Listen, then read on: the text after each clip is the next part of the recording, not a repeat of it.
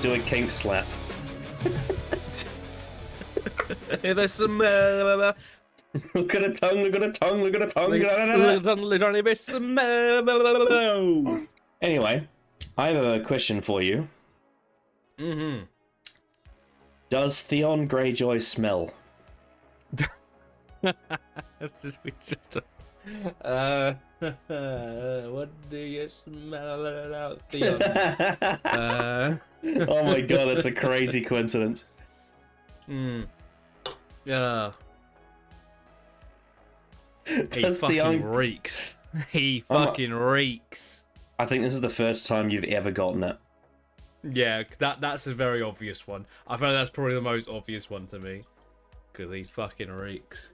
I feel like you've gotten really close before, but this is I've gotten close a couple of times. This is the first time you've nailed it right on the head, though. Yeah.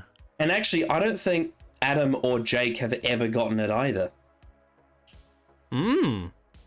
This might be the first time on this channel. Well, go me. I'm big brain. Thank you. After like 5 or 6 years of this channel, someone finally got a fucking joke. Yeah. I thought I got it, which meant I was going to say, if you smell. Fantastic. Oh, what a banging start. Ramsey's just like, if you smell a reek, look at a cock, look at a cock, look at a cock.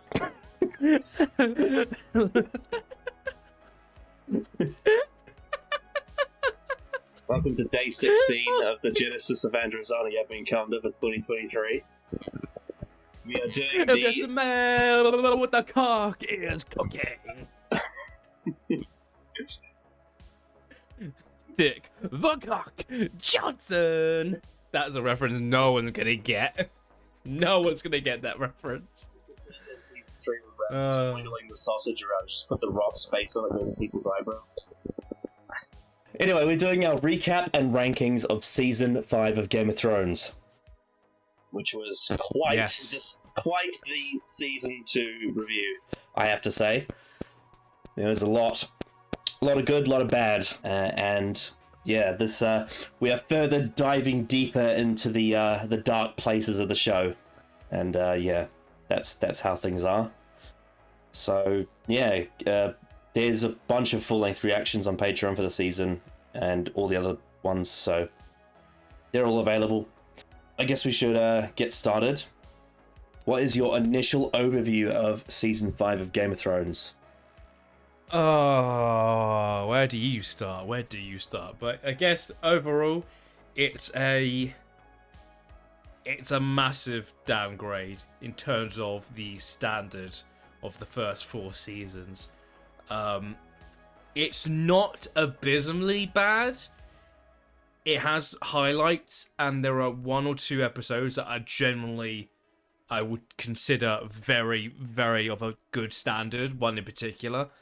But this was, once I start ranking all these episodes between each other, it became very apparent that this season is very, very, very, majority of the time is quite flawed. About 60 to 70% of this season is of a very poor standard for me. This was a tough one to really pick majority good stuff out of, because there's almost every episode has an issue, and over half of these episodes has multiple issues. So, and that's sort of the theme of this season, unfortunately. Yeah, it's a very mixed season, and as an adaptation, it's extremely sloppy, to say the least. It's trying to do a lot in a very short space of time, and someone might think, oh, 10 hours, that's a lot of time, but it really isn't when you consider the sheer volume of source material they're trying to grab from, it's just an absolute gargantuan of 2 books, and they've stripped away a lot of the substance and the really crucial detail to the character arcs, and they've simplified it down to its essence in a way. But I think the problem is once you start doing that, and also when you consider some of the changes that were made last season that affect how this season goes, things like, you know, the reason and the implication behind Tywin's death, things like how the Locke and Rorge and Biter, and I can't remember their names now. I think they're called the Bloody Mummers or something. They all died last season, so you didn't have that as part of the story. There's a bunch of things really overall that, and obviously the cutting of things like, you know, Fagon, John Connington, Arya Martell, then the sort of omissions of Bran and the Iron Island storylines. There's a lot of stuff that just doesn't exist. And what does exist is very, very up and down. There's things that work really well, and then there's things that are really not good at all. And some of it's in between. It's a very, very strange season. But I will say, there's a lot of people out there that say, or at least they did for a long time, it's a bit more contentious now, but there's a lot of people out there that would say this is the worst season of the show. I think it's the worst season so far that we've reviewed, definitely. But I think that some people don't give the positives recognition where they are due. I think there are things about future seasons that I feel like there's a lot less highlights in some of the future stuff than there is here. I just think that a lot of people hate this season because the negatives are so glaring. And then there's also other aspects of future stuff that I think is overrated anyway. So I'll deal with, you know, seasons 6, 7, and 8 when we get to them. But as season 5 goes, I think there is definitely plenty of stuff to enjoy in it, but there's also a lot to not like either. And it's very, very mixed, very turbulent, and it's very. I remember we had a very tough time. One thing I noticed about a lot of the episodes after we finished them is I would ask you what your initial thoughts are, and for about half the episodes you said, I don't know what to think of this. Like over half of them, because there was such a weird combination of, well, I like this but I didn't like this, and I like this but I didn't like this. I'm not sure how to feel about it overall.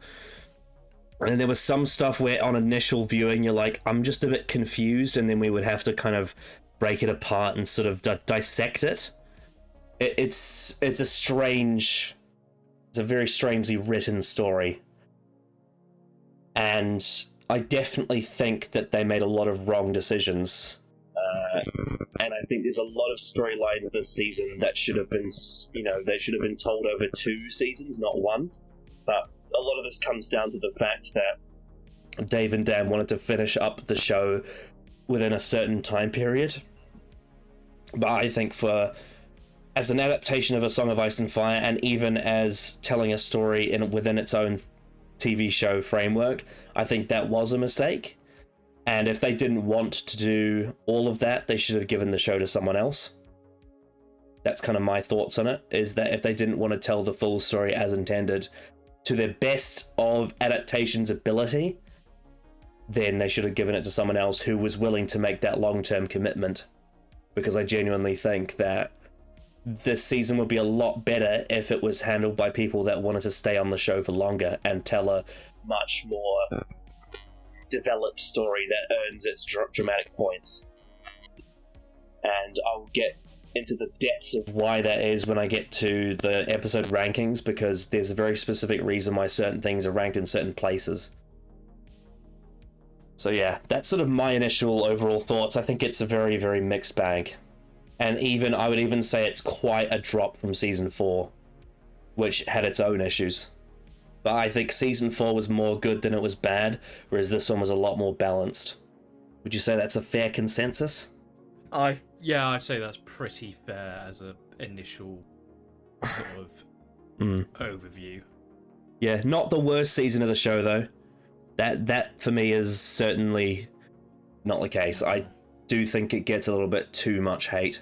There's still people out there that think this is worse than season 8, and I think that's a load of codswallop. Ooh, that's yeah. It's really contentious, I think. I have massive disagreements with that, because I think season 8 is several tiers below this one, if I'm being honest. But anyway, yeah, it's a tough one. It's a really tough one to nail down. Shall we get into the characters? Yes, we shall. Yeah, so this time I have neatly organized them into locations. Obviously some of them cross over different ones, but I've tried my best to sort of arrange it well, so we can sort of have a through line. We'll start with King's Landing, and we will begin with Cersei Lannister. Thought we'd start off with a positive first. Yes, easily the best part of King's Landing by far, in terms of definitely in terms of main characters. Yeah, I think I would say 90% of her scenes are more than not the most consistent part of this season. And I think when it gets to the latter half of this season, I think is when it really starts to shine what sort of her journey this season has been. I think the performance of Cersei especially was quite incredible for certain scenes. I think the scene in Mother's Mercy, I think, is probably the standout in terms of what this sort of her whole life and her choices and who she is as a person has sort of led to. This sort of absolute berating by the general public and how it traumatizes her and how that's going to probably lead to future decisions going forward, I think was pretty darn incredible. Every scene she's in, and the characters she interacts with, other than, I would probably say, Jaime, they're all so interesting, and there's so much nuance to every scene she's in, because Lena Hendry is incredible. She's such a fantastic actress. Yeah, so in terms of positives from not just King's Landing, but the season in general, she is without a doubt one of the best parts about it. And I'm very much looking forward to what she now does going forward these next 2 seasons. Yeah, she's possibly the only character that is actually better in this season than she was in the previous one. And she was, she was decent in season 4, but I think in season 5, they really put a spotlight on her. After the death of Tywin, and obviously Jaime having to disappear elsewhere, which we'll get to later, they introduced this season at the start with the flashback to when she was a child and she had the prophecy from Maggie the Frog. And what I love about it is that what it does is that scene references her 3 children. And obviously it doesn't reference the other one, but we'll brush past that. I talked about in the review of the first episode how they kind of botched that part. But it's coming off the death of Joffrey, right? Who was her first child. And then at the end of this season, her second child, Marcella, also dies. So it's not only recounting her past, but it's all within the context of it's the day she's going to her dad's funeral. But also, it's foreshadowing the end of the season when her daughter dies as well. And it looms over this sort of really terrible, veil over Tommen as well, especially given that he's the king. And you notice that this season, she is, obviously, there must be some kind of thinking about that thing from her childhood. I interpret the opening scene as her flashing back and having a daydream about that moment when she's in the little cart, when she's on her way to the Sept of Baelor. Because you'll notice this season she's way more protective of her son than she used to be. She's very, very protective of Tommen now that she feels like he's in danger, especially surrounded by his new wife, Marjorie Tyrell. But the other complexity to it is that she's also emotionally manipulating him as well. She's playing the game with him because he's the king, and she's always done that. She's always played the game with the king, like she did with her husband.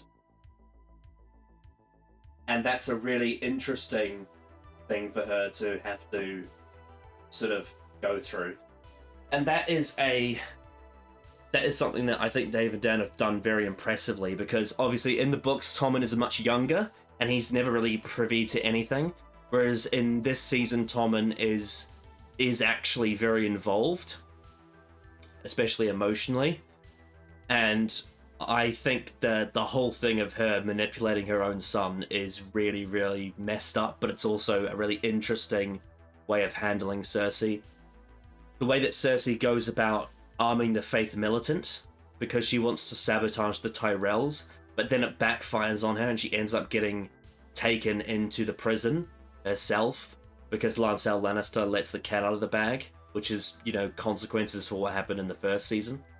I do wish that Jaime was told by Tyrion about that, though, because that's a very key detail in it all, but that's more of a problem with Jaime's character, not Cersei's. And then, all of her scenes with the High Sparrow are of a very high quality. And once she's in prison, she has that rivalry with Septa Unella, about this is the last face you'll see before you die. There's that connection she has with Qyburn. He's very much at her side. He's almost like her best friend in King's Landing. But of course, like you said, it all culminates with the Walk of Atonement, which is one of her best scenes in her whole character arc, and it really shows how, through her personal, selfishness of trying to take more power and control, she's ended up putting herself in this situation. The Walk of Atonement happened because she armed the Faith Militant, and then the Faith Militant turned on her.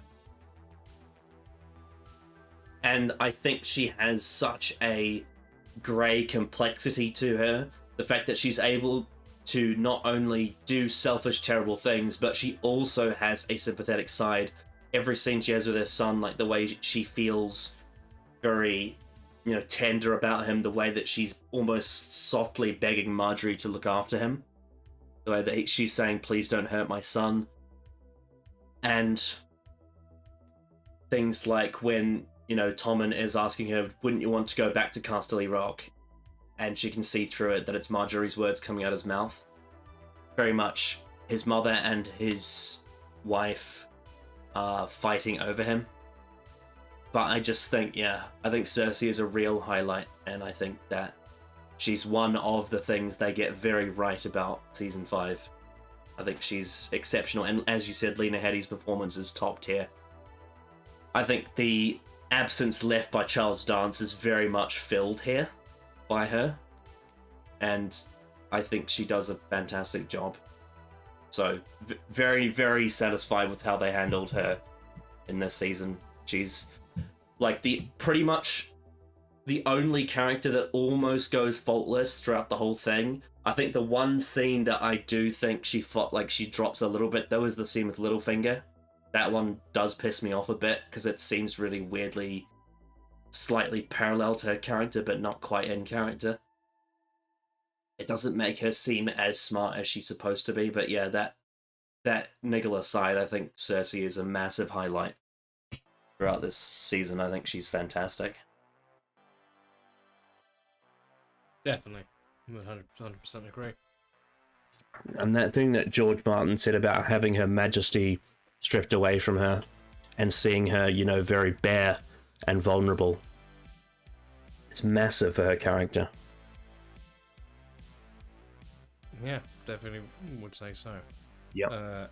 She often is always the highlight of her scenes through performance and character. Yep.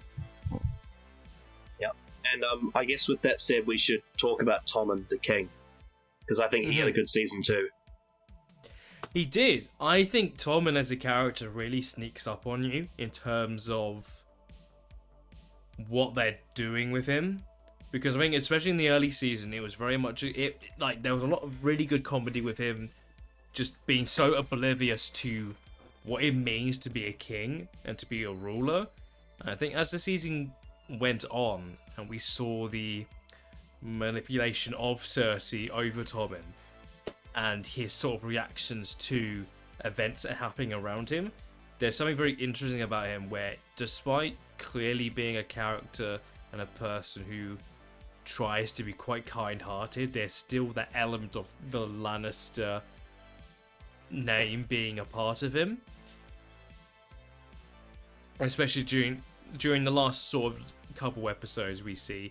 And then once Cersei herself is captured by the High Sparrow, we hear a lot of him not seeing anybody, not eating or anything like that. So that aspect is something I'm very intrigued by as well going into next season. I'm very interested in seeing what Cersei and Tommen's relationship will be next season, and how the events with Cersei and how she's been traumatized will affect their relationship.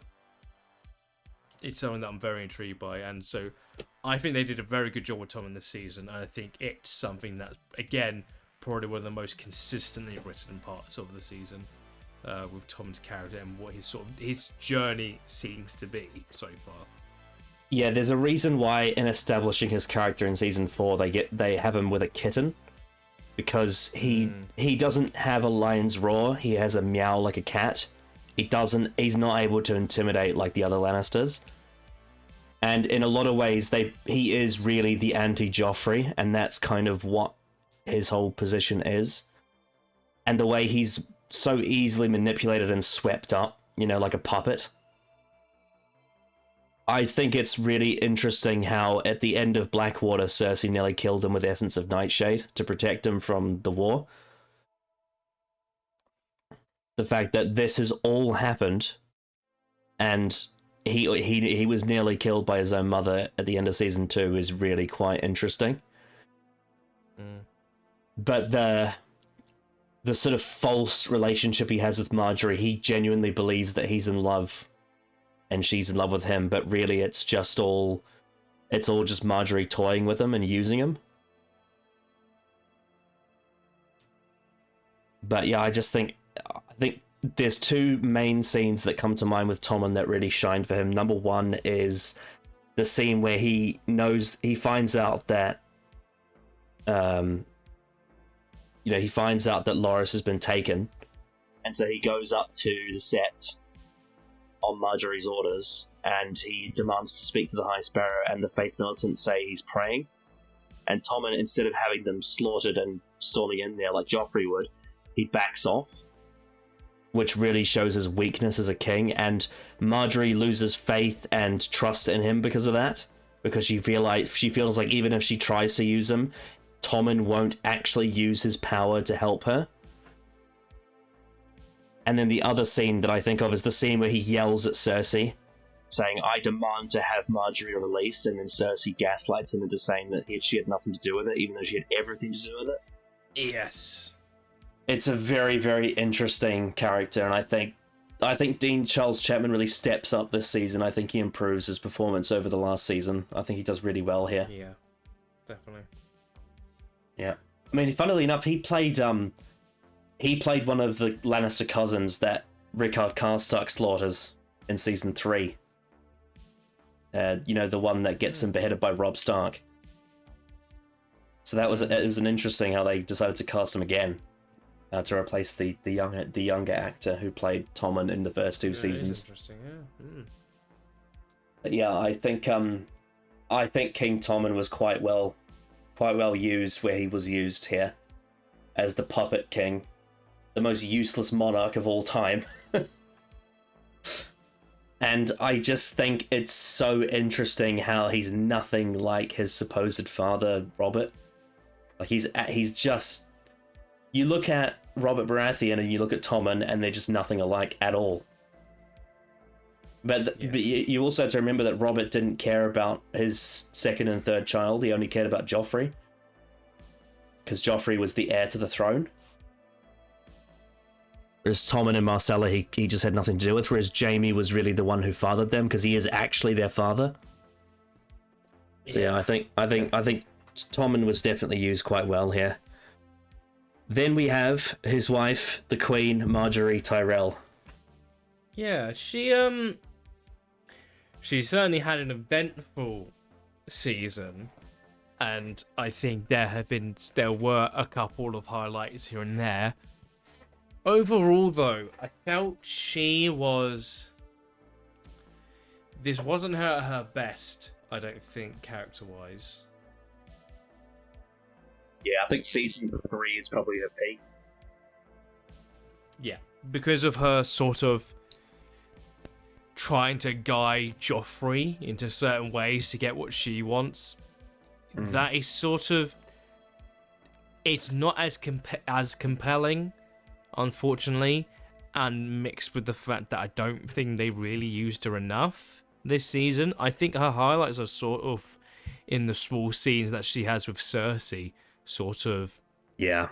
They're sort of back and forth while using language that makes it seem like, oh, they're good friends. Then contrast with the scene with her in prison and Cersei gloating and like gloating over the fact that she is now in prison and stuff like that. Those were the particular highlights for her character, but other than that, she really didn't get much to do. And that's a bit of a shame, because I think she's quite a fascinating character. Well, she makes an attempt to manipulate Tommen, but it just doesn't work out for her. Yes, unfortunately not, no. Very much she goes from the highest of highs being remarried again for the 3rd time at the start of the season, and then it just seems like for Marjorie, like, it basically is just a downhill for her, so she just falls, and ends up in the pit at the end.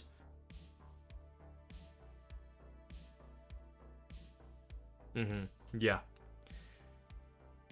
It's I don't really have that much to say on Marjorie overall, other than the few highlights that kind of more like interesting to talk about with Cersei compared to her, which again is a bit of a shame, because I think, like we said, season 3 is definitely when she's at her best character wise, and it just feels like she is sort of just there for half of the season.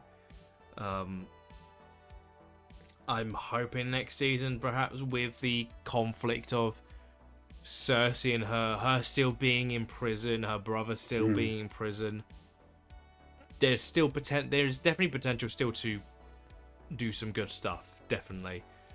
Yeah, well, I mean, the thing is, not off. She's not in a bad place or anything, but yeah. The implication with that is that we've seen Cersei atone for her sins, so now it's to say, well, Marjorie and Loras Tyrell have to atone for theirs as well, because they're still in prison.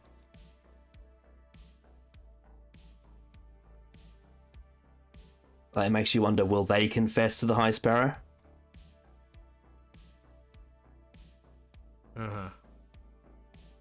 Definitely, yeah. Yeah.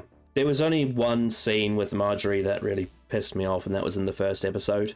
That one where she walks in on Loras and Oliver. It was clunky. Scene, there was a lot of clunk in that scene. Yes. Of course, related to this whole storyline, we had the old Septon, the one that married the king and the queen, and then was found in the brothel and removed from his position. I thought that was really interesting, because we've seen him for the last few seasons. He's done a lot of King's Landing weddings. You know, he did the wedding of Tyrion and Sansa, and he did the wedding of Joffrey and Marjorie, and now Tommen and Marjorie. And he's sort of been a background role, but in this season we saw him play a more of a central figure at a point, and then removed him from power.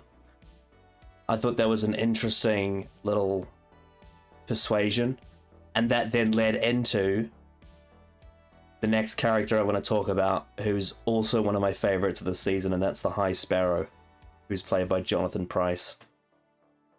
Yeah, he was great. Every scene he was in, he was great. Every dialogue scene he had was fantastic, and he delivered it so well and well-fitting of the character. The writing for him is very good. He's very much aware. He's very much astute to everything going on. And he is, so intriguing as a person. and I'm really looking forward to what they do next season with him, because I think there's still a lot of good stuff to come from him with what is now an atoned Cersei. Yeah, I think they did a very good job with him, and he was, again, like Cersei, one of the few consistent highlights of this season in terms of just character and acting and dialogue and all that. I was very much pleased whenever he was on screen, because it meant more times than not I was going to get something where I could really think about and dig deeper and see what it means for the characters around him going forward. And I still think that now, going into next season. Yeah, this is actually a rare example in this franchise of a character actually being better fitted to the TV show than he was in the books, because he's still a very well-written character in A Feast for Crows, but the difference is here is that because you have Jonathan Pryce as an actor playing him, you are able to do more with his performance, in the sense that you can see his facial expression, and there's so many examples of when he does these little tiny smirks, and side glances at the camera or across the camera, where you can tell that under this guise of being honorable to the faith of the Seven, he is definitely becoming power hungry. Because there's that scene when Cersei first, he expects to be slaughtered by the Queen. He expects that he'll be, on the chopping block. And then she says something about, I actually want to restore the faith militant. And the way he does that little, and you can see the cogs turning in his head. And there's all these little moments where, like, he does these subtle little smiles, and it's just like, that it's not just honor to a religion. There is a level of control to it. There is a level of, he likes being in this position of power. It's a very unique perspective on playing the Game of Thrones, one that we've never really seen before, is playing the Game of Thrones and wanting to control King's Landing through the power of the faith, and how religion is one of the pillars, one of the pillars of the power. And he's very much tipping the scales and allowing religion to really have a massive amount of control over the law. And there's that scene in, I think it's The Gift, when Cersei comes out of the prison from Marjorie, where he explains where they are, and he explains the stone tablet and why it doesn't have a name on it. That's a really good scene with him. The other scene I love with him in it is the scene in the Sept of Baelor he has with the Queen of Thorns. That's one of the best scenes of the season. That whole speech about how, well, when the many outweigh the few, and then doesn't finish the sentence. I think he's very much the one who just can't. It's the case of a character that, in this world of people who decept and betray and hide their true selves, he's sort of a character that he's very different. He is not tempted. He's very much who he says he is in a lot of ways. The fact he can't be tempted, he can't be bought, he can't be persuaded in a way that's beneficial to other people. He very much is astutely aware, which is quite interesting thing about his character, and I've thoroughly enjoyed that aspect of him being a part of Cersei's story. But what I love about him is that he's a rare case of, he's able to play the power game by not cracking under pressure. There's a lot of pressure that's put on him and around him, but he doesn't fall for it. He doesn't allow pressure to get to him, because he doesn't really have any vices. He doesn't drink. He doesn't go to brothels. He's not even married. He's basically a monk. And his only real goal is to overthrow the kingdom and allow the poor many to survive. It's interesting because you think of it almost like a sort of, he's trying to resolve the issues of poverty. But because he's doing it in such a violent manner, and he's doing it at the expense of people's freedom, so like Loras Tyrell's homosexuality, Marjorie's lies to protect her brother, Cersei's buggery and adultery, you know, all sorts of things, like, he's using these very true illegal actions, but he's using it to be violent and justify his own things. You know, it's very much that thing of there are crimes that are within the law and there are crimes that are without the law. And there are crimes done by the people he is sentencing, but he is doing crimes to them. But it's just that because he controls the faith itself, he's able to influence the law in a sense where he is able to do crimes that are considered legal and moral, even though really, when you think it outside of the box, they're not. And one thing I love about the Walk of Atonement is that he knows he can get away with that level of hate against Cersei because he understands what the people think of her. He understands that if he had done that Walk of Atonement to someone that the people loved, then they would not see it the same way. Whereas because the people hate Cersei, when he does it, they really enjoy it and they rub it in her face. And I think it sets up a very interesting conundrum for Season 6 with the High Sparrow. I think he's definitely one of the highlights of this season. Was fantastically written and fantastically acted. I think he's also one of the most underrated characters in the show. I don't hear many people talking that much about him. I know there's a lot of people out there that like the sort of the surface level viewers that say, "Oh, I hated him because he was so mean to the people I liked." But I think that's almost disliking him for a good reason, not for a bad reason. Yeah. You know, the whole thing of like, oh, I hate that storyline because it's about, you know, toxic religion. But again, like I said, they're hating it for the right reason, not for the wrong reason. So I think that is a testament to the strength of the character itself. And obviously very linked to the High Sparrow is the next character to talk about, which is Loras Tyrell, who I have mixed feelings about this season. I probably would say I lean more negative, actually. Yeah. What would you say? I would say with Loras I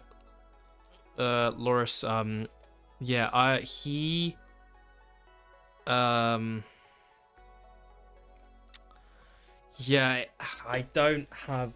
He just feels like he's just there, even more so than Marjorie. Yeah, like that. Like you mentioned that scene in the first episode of the season of him just sort of goofing around. He then isn't really seen that often. He then obviously is captured by the High Sparrow and is thrown in jail. That's kind of it. He has obviously the court scene very briefly, where he denies all his in quotes crimes, and that's kind of it. He isn't really, compared to previous seasons where, especially when a big part of his character, despite, you know, he's not a major character, I'd say, but Renly was such a part of his character for quite a while and was what kind of motivated him for a couple seasons. Oh yeah, he's so good in seasons 1 and 2. Loras Tyrell is so good. He's a genuine highlight.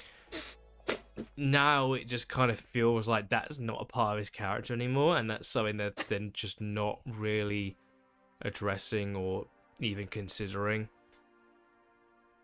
Yeah, because they're making it all about his sexuality and not about his love for that one person. Yeah. You know what I like about George Martin's version of Loras Tyrell is that him being gay is not the whole thing that his character revolves around. No. It's he loves Renly Baratheon, the person, not because he's a man, but because he loves the person and happens to also be homosexual as well. But the homosexual side of it is not what's focused on about his character. The thing that's focused on is that he loved this one man, and when that man died, he joined the Kingsguard because he never thought he would love anyone else. and he wanted to fight bravely in his honor, whereas in the TV show they make it about the fact that he's gay. And I feel like it almost cheapens that relationship he had with Renly when he starts having that affair with Oliver. Yeah, and that's, for me, the part that doesn't click right, is that it becomes all about his sexuality, and that's what they're trying to do, is they're trying to link the faith militant thing to the whole extreme religious people are very against, homosexuality. They believe it's sin. And they're trying to use that as a sort of a contemporary thing. But I don't think that it's the best told story, and I think it lessens Loras as a character to do it like this. I think if there was some way for them to prove that he slept with Renly Baratheon and he never slept with Oliver, I think it could have been a bit more convincing. But I think that's kind of difficult, because in this case, what they've done is they've had Oliver confess to the High Sparrow that that's what happened as a means of tactics. Like, he's working for Littlefinger, and Littlefinger wants the Tyrells out of power, which is interesting because we'll talk about a scene later where that's very relevant. But I just think that the whole, just thematically for Loras, I think putting way too much of a magnifying glass over the fact that he's gay and making that really his only defining character trait is just not good enough. Yeah, I do enjoy the comedic banter he has with Cersei, and he's had that for a bit, ever since they were betrothed in season 3. But I just think there is so much missing to his character at this point. I will say, though, that they did a pretty clever bit of symbolism by having that mark on his leg be the shape of Dawn, because then they introduced Dawn later in the season, after that scene. So that was quite a good bit of foreshadowing. And they actually did quite a bit of it this season, actually, where they talk about something that appears later, like when Stannis talks to his daughter about old Valyria, and then in the next episode, Jorah and Tyrion go there, even though I don't think that works. But, it's on paper as an idea. I like that they kind of do that. They bring things up in conversation that become relevant later. But yeah, I think in King's Landing, I think Loras Tyrell was one of the weaker parts, unfortunately. Yeah. I think Finn Russell plays him well enough, but in terms of the writing, I don't think he does. Yeah, it's not a particularly demanding role, especially these last sort of 2 seasons.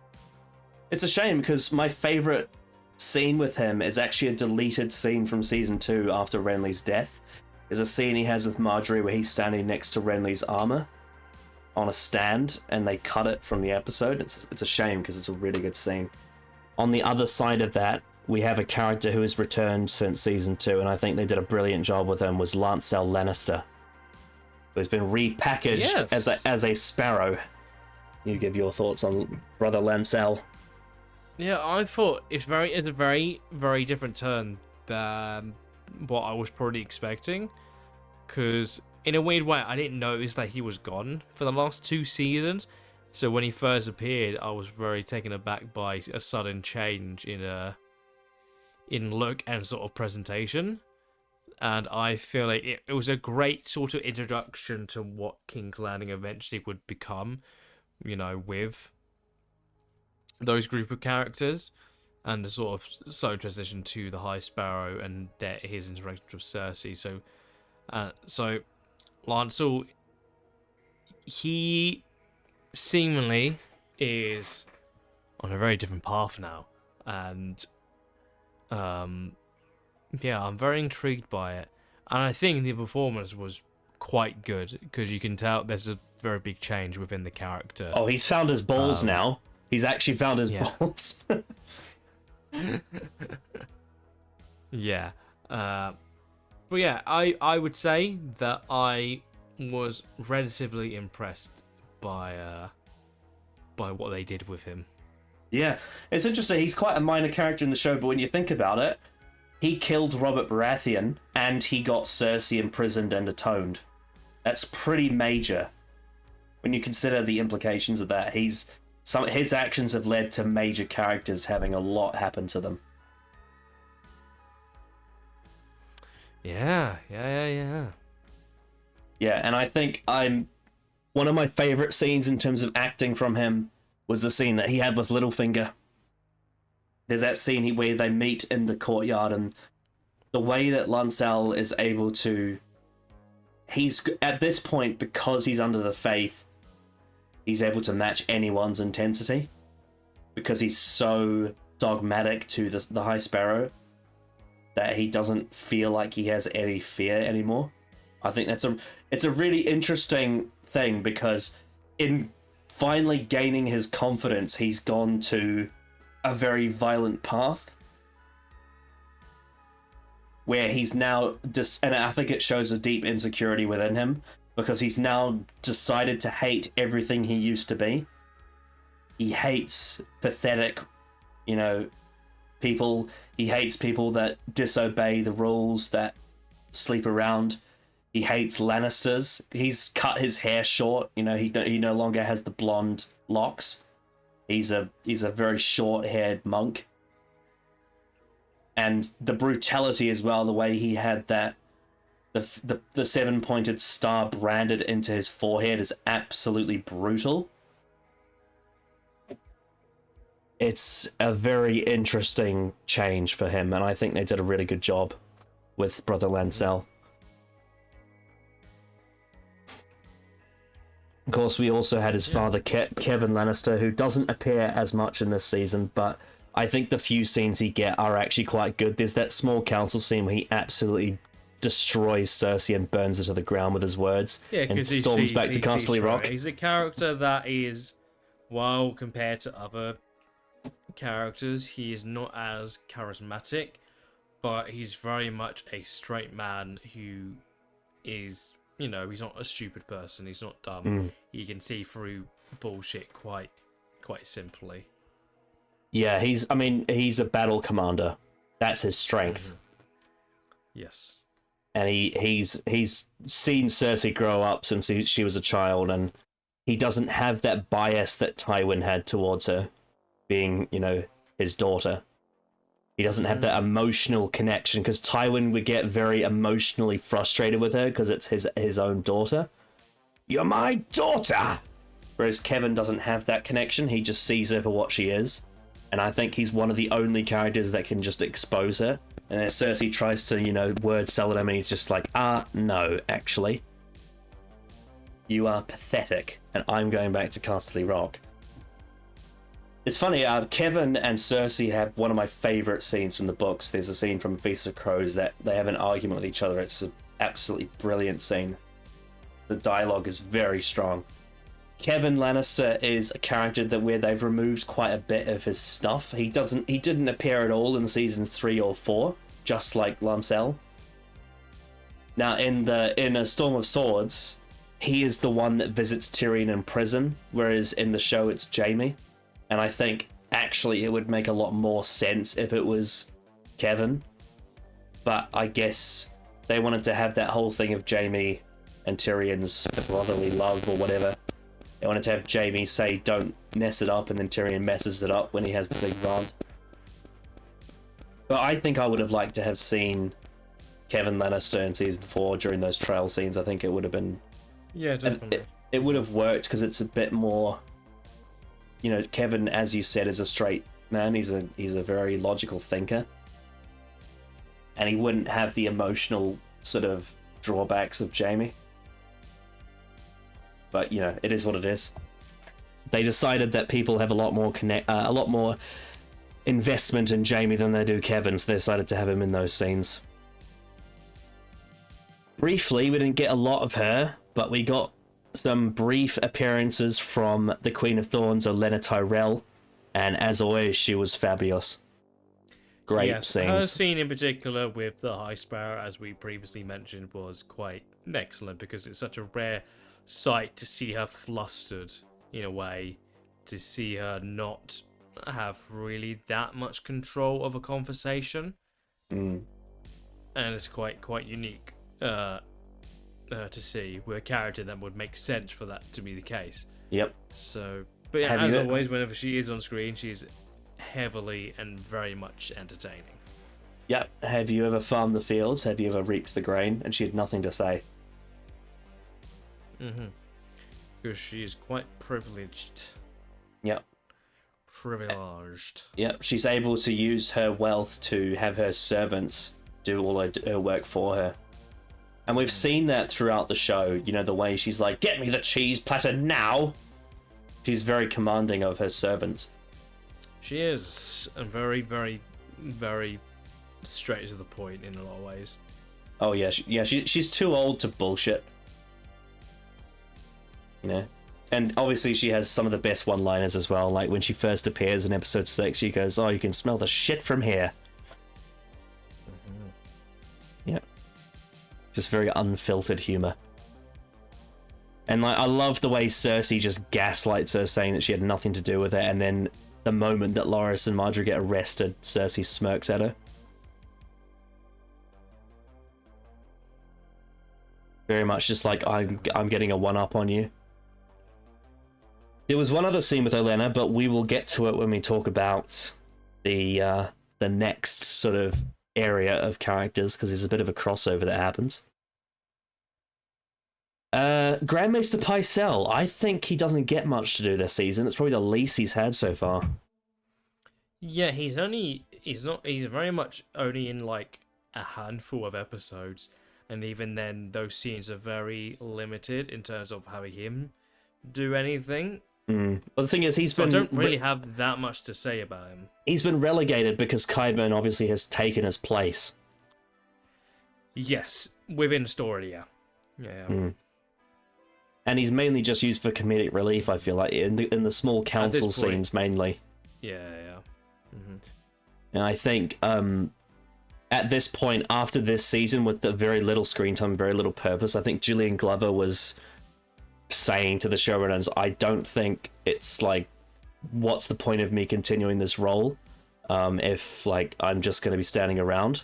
Because he was concerned about whether or not it was worth like spending all that time to dress up and go all the way to where they were filming it to have to, you know, put on this performance when he's got barely anything of substance to do. But they managed to convince him to come back for season 6, so at least we have that to look forward to. Of course, that obviously leads into Qyburn, who has a very strong connection with Cersei this season, but the main thing for him throughout the whole season was he was rehabbing the mountain after his fight with Oberyn. Yes. Which I thought was it was like a nice, interesting background arc for him, I guess you could say. It was like in the background of the story, he was working on the mountain, the zombie Gregor. Which I think is quite a unique thing, because it's almost like it's a zombie that isn't a White Walker. No, it's very different in a way. It is. Yeah.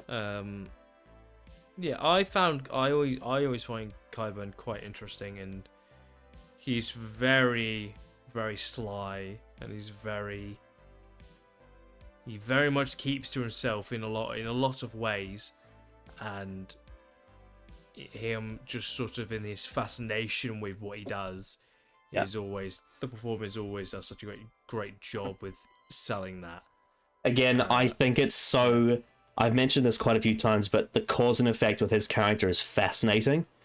Because if you remember back at the start of season 3, Robb Stark specifically was looking for the mountain because Ned Stark ordered to have him arrested or killed or whatever, executed, whatever it was, like, you know, have, you know, his justice given to him because of his sins. You know, he goes to the Riverlands and he messes a lot of things up, and when Robert is away hunting, Ned orders the Brotherhood Without Banners, or at least who would become the Brotherhood Without Banners, to make sure that the mountain is captured. And what's interesting about it is that during the process of Robb going to Harrenhal, he and his wife Talisa the nurse brought Qyburn out of death. And it's funny because Qyburn is the one that brings the mountain back to life. So it's so strange to think that Robb Stark resurrected the person he was trying to kill unintentionally. It's one of my favorite little details that they've added to the show at the start of season 3, is by choosing to have Robb Stark to be the one to save Qyburn's life, he has helped out his enemies in so many ways that he could have never predicted. And obviously he'll never know because he's dead. And like you notice that Qyburn never talks about how he was brought back by Robb Stark. Never. No. He never mentions it. It's fascinating, I think. But yeah, no, he is. Just that sort of interaction and the transitioning into the role he is now, yeah, it's very intriguing. His sort of path he's taken. Yeah. And then the one other character to talk about in King's Landing is Septa Unella, who asks Cersei to confess and shames her when she does her Walk of Atonement. Yes. Very simple role, but quite impactful in terms of what it does to Cersei. Yeah, she helps Cersei go insane. Very much plays into her traumatic experience. And much like the High Sparrow, she does not budge under pressure. No. Because these characters of this organization, they're very thorough and very much set in their beliefs. In the way that she tells Cersei to confess, she tells Cersei to confess, and when she doesn't, she pours the water on the floor, and Cersei has to lick it off the floor. Yeah. Yeah, and that scene where they strip Cersei naked and cut all her hair off is just brutal to watch. It's so nasty. Visually, it's quite striking. Because Cersei's sort of look and presentation has always been quite important to her character in a lot of ways because of who she is, how she presents herself in public and stuff like that. Having that being stripped away from her, which then leads into the shaming scene of her walk. Yeah, it's visually very striking. Well, in a way, it's almost like, you know, when you think of a peacock, you think of its feathers and its coloured feathers and how it impresses with its visuals. And then if you slice the feathers off a peacock, it's what's left. It's really sad seeing what's left after that. Mm-hmm. Yeah. So I think on the whole, I think King's Landing was mostly a success this season. I would agree. Yep. Now let's talk about something really bad. Let's talk about Littlefinger. Yes. With Peter Baelish, who in the previous 4 seasons has been one of the best parts of the show. Easily, yes. So, your thoughts on Littlefinger in season 5? What on earth were they thinking? And what on earth did he actually planned? I don't know where he is as a character at the moment. I really don't. He makes really weird decisions that he would not make normally. And it feels like he is stuck in limbo. The worst thing he does is marry Sansa to Ramsay. It's absolutely ridiculous. Yeah, Like, I don't know what he expected to happen. And he's going to find out that Sansa has escaped. And could possibly be dead. Possibly. I'm very intrigued what his reaction is going to be learning that. Because I feel like that's going to say a lot about his character. And it's already quite flawed now with this They season. somehow managed to take one of the smartest characters in the story and make him really stupid. Yeah, making very, very strange choices. Yeah, I don't understand his motivation. He does a lot of travelling. He goes from the Eirich to Moat Cailin to Winterfell and then goes down to King's Landing. Mm-hmm. Yeah, I guess they'll try again next season. Yeah, I mean, Aidan Gillen's a good actor, but I don't think he gets much to do. He always gives a good performance, but the character this season was very noticeably strange. The character just made very weird decisions, and he's, like I said, he seemingly is sort of in writing limbo. Yes, and I think very big downgrade. I think the decision they made to cut the Vale storyline from the books was a massive mistake, because the idea of Littlefinger hiding in the mountains away from all the conflict and slowly maneuvering Sansa around into power within the Vale and slowly getting a grip on all of the different little cities within it, like the Eyrie, like Runestone, like a bunch of other places, being able to assemble Harold Harding to be able to control, little sweet Robin Arryn, the way that because of both of his parents being dead, both of which killed by him with, Jon Arryn and Lysa Arryn, then with Jon Royce on his side, the way that he's able to utilize in the books one of Robert's bastards, Maya Stone, as well. There's a lot going for that, and the way that he reveals at the end of it that this is his plan to ascend Sansa Stark into power and get his grip over the kingdoms. It's a really interesting thing, and instead they do the exact opposite, and it's really stupid, and I don't like it at all. I think it was a massive mistake. It's one of Damon Dan's big blunders, I think, of this season. Yeah, I very much would align with that.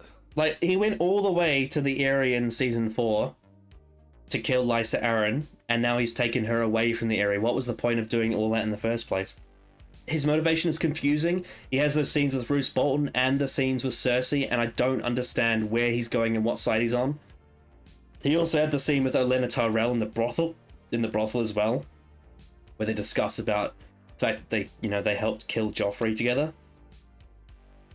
I don't know what Littlefinger's plan is. It almost feels like he's just trying to avoid conflict with everyone. It's almost like he wants to be everyone's friend, but not let the other side know that. And he's making random alliances when he doesn't need to. It's very excessive and it's just unnecessary. And I think it really damages his character massively. Yeah. It's just everything about it is just very disappointing because he was, by and large, one of the most consistently interesting and written characters for so long, and it's just suddenly he has fallen off a cliff. Yep. And it's weird because in season 1, Dave and Dan wrote those scenes with him and Varys, and they're brilliant, and they fully understood his character to a T, and now it's like they just completely misunderstand his character. Yeah. And I've said this from the start, and I will always say it. They should have never cut Jane Poole. They should have kept Sansa in the Vale and just done it like that. I know that screen time is limited, but there are ways around that. You don't have to have Sansa in a lot of scenes. I think the main issue is they wanted Sansa and Arya to be main characters in the show. This season was very much pushing Sansa as a main character, not just a sort of like, she's important in certain aspects and she's obviously a Stark, but in terms of like the hierarchy of like character importance, she was not high on the list. And what it seems like, and I guess we're sort of moving on to Sansa now. Yeah, I don't understand this sort of want to try and push her as... There's aspects of a character that can work really well if you really concentrate on what story you want to tell. But this season, it was mostly misses. I was about to say it was very hit and miss, but realistically, it was a lot of misses. And it's annoying because there was a lot of potential this season to do very interesting things with her and Reek / Theon, but they just kind of didn't do that. And anything they did do that was vaguely interesting, they either didn't do in a particular episode, in the last episode, and brushed other scenes where there wasn't much going on, unfortunately. Yeah, I was never really that big a fan of Sansa anyway. I felt that last season there were highlights, I would say, that I would praise, but this season I was not a fan. I was very much not impressed. Well, as I said before, They basically destroyed her character arc and reversed it all back to the start again. She's very now much damsel in distress, sort of what she was in season 1 and 2. Mm-hmm.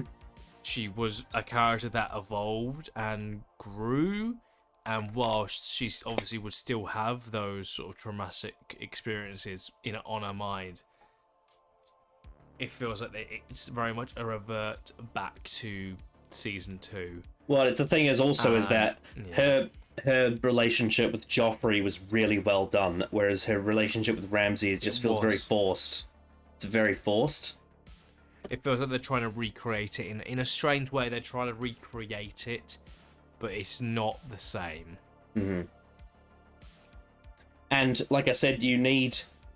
This is why George Martin's version of this story works so much better, because for this story to work, you need a really tragic character like Jane Poole.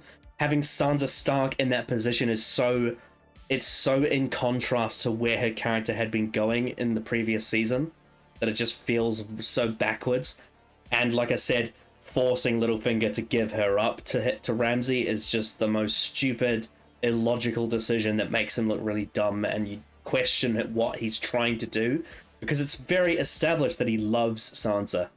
The last season really, really showed us how he feels about Sansa, and obviously it's very creepy, but when he looks at her, he sees everything that he thought Catelyn was.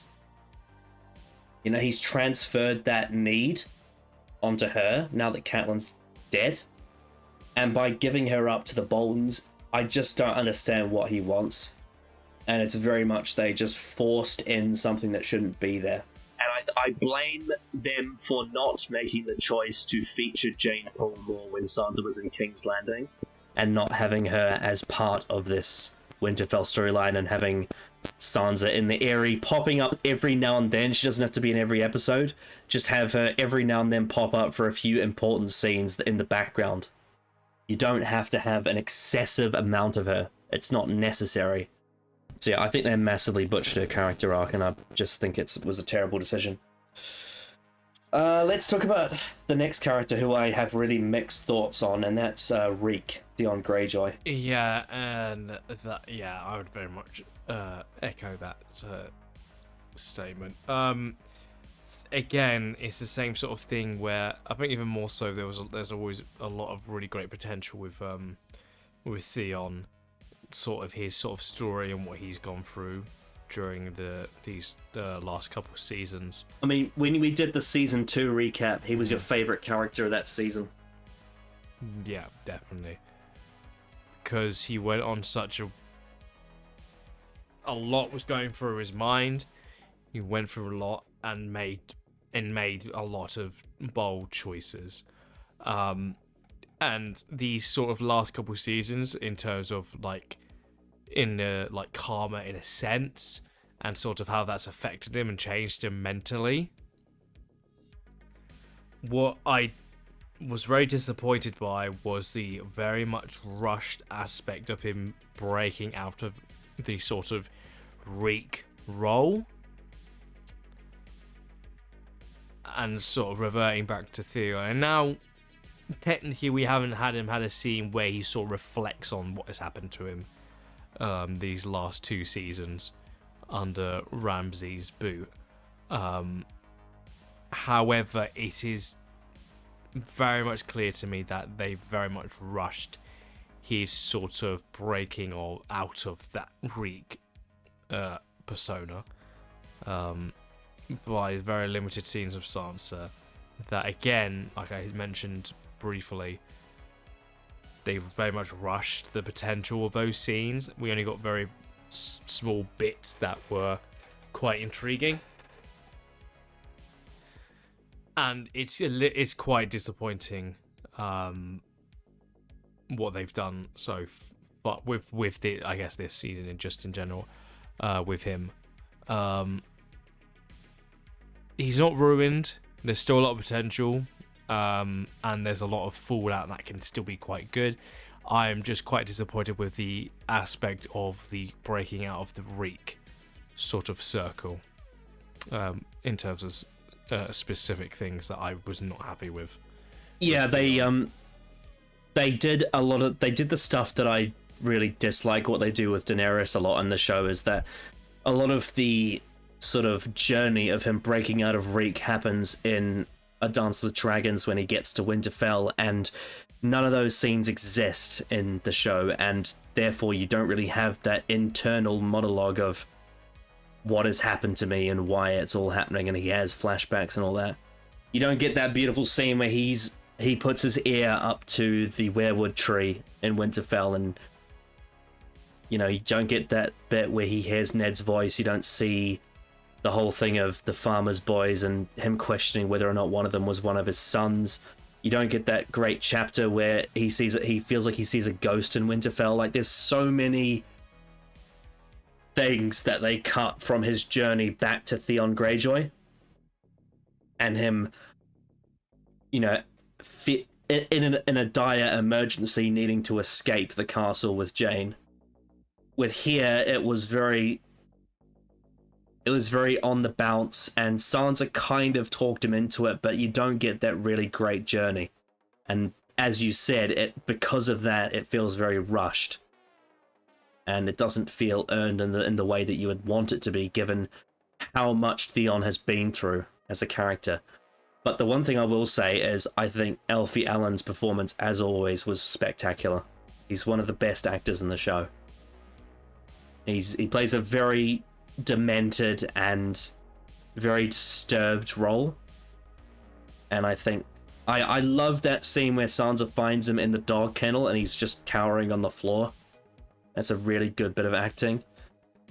There's also that scene he has when he serves the Boltons at the dinner table, and he's had to like publicly confess his sins to them and all that. I think there's quite a few elements of his character that are missing as well. You don't get, obviously, Barbary Dustin doesn't exist in the shows. You don't get that arc where he meets Barbary Dustin at the what's it called, the Shadowlands, I think, and they talk about how she was betrothed to Ned Stark until Catelyn took her place, and how she resents the Starks for that, and that's why she's aligned with the Boltons. You don't get the scenes with Theon and Roose Bolton where Roose shows him more respect than Ramsay. There's a lot that's missing from this whole Theon arc, and I think that is massively disappointing. And it's just, yeah, that is a annoying element. However, they do still get the dynamic between him and Ramsay right, and I can at least praise that, because that is still quite good.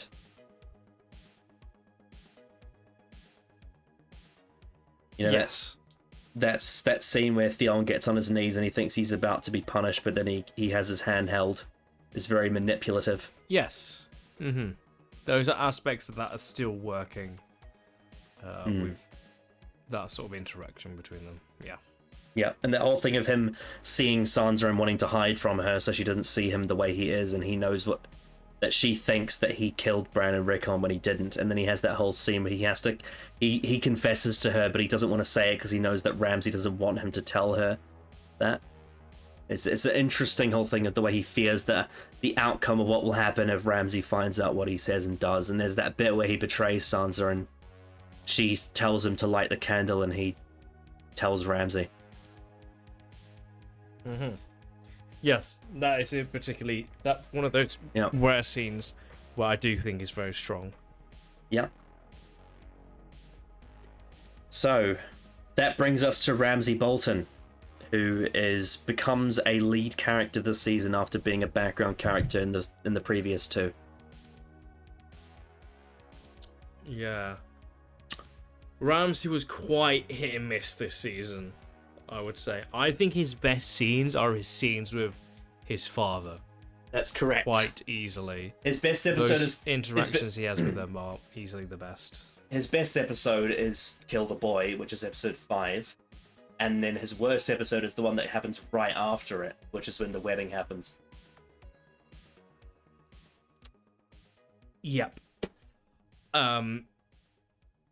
His interactions with Roose Bolton are easily, by far, his strongest scenes. His interactions with Reek, more times than not, are good. His scenes with Sansa, however, are always quite... The word I would very use, awkward. the word I would use is suspect. Yeah. Like we've sort of mentioned, there's a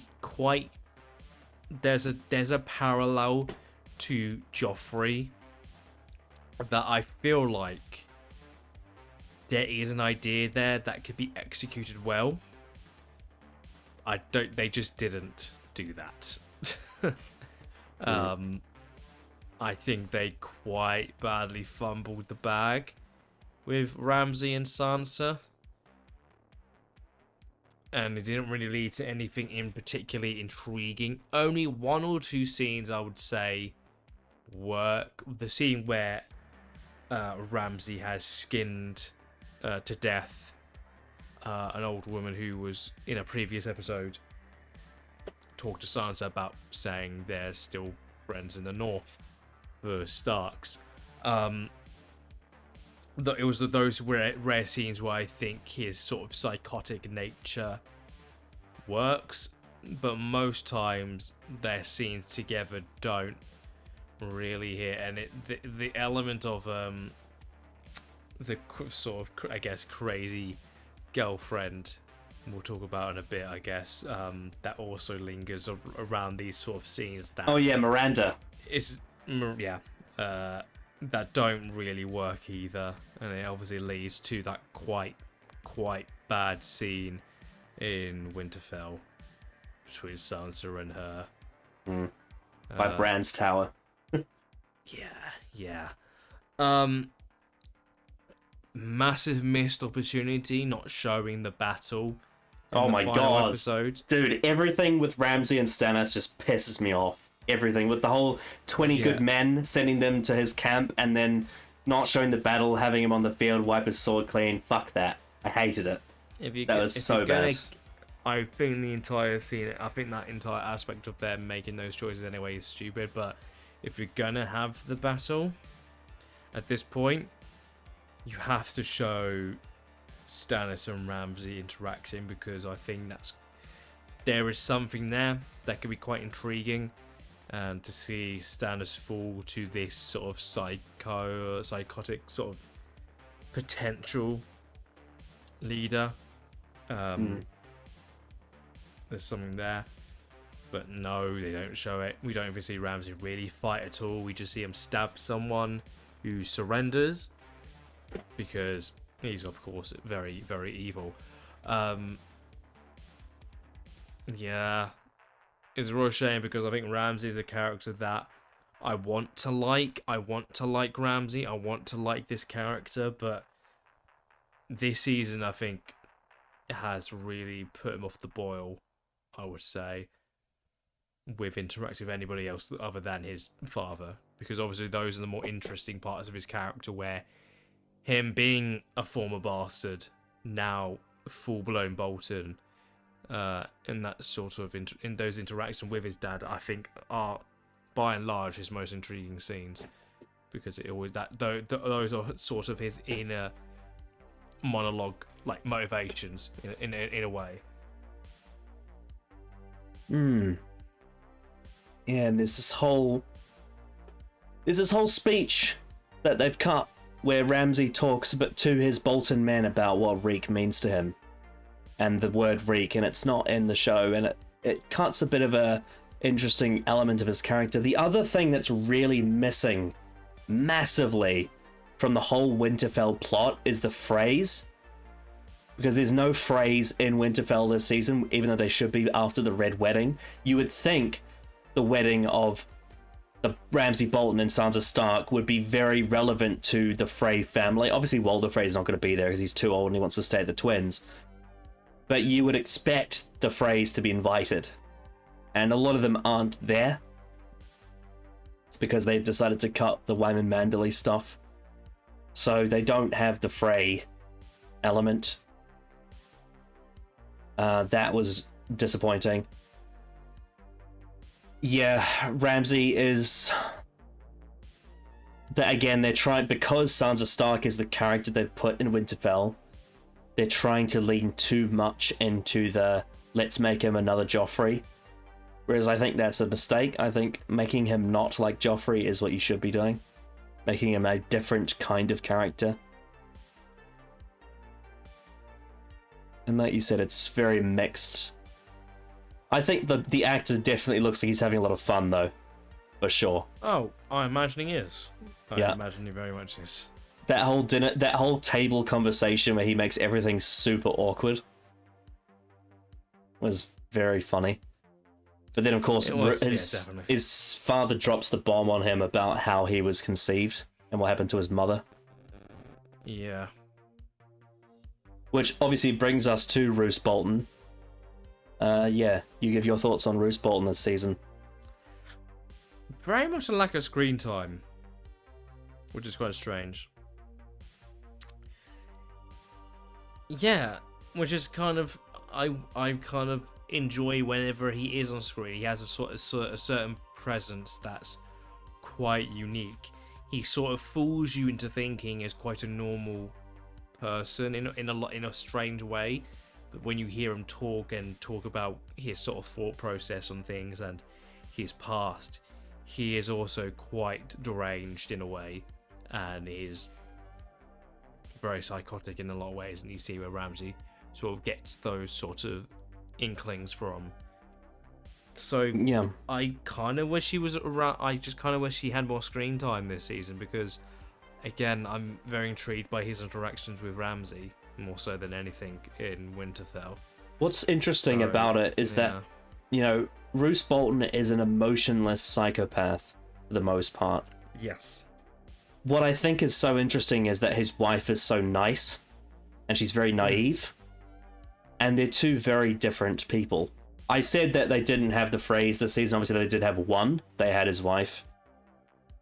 But Roose Bolton doesn't seem to have that cackling enjoyment of his crime. He doesn't really see it as abnormal.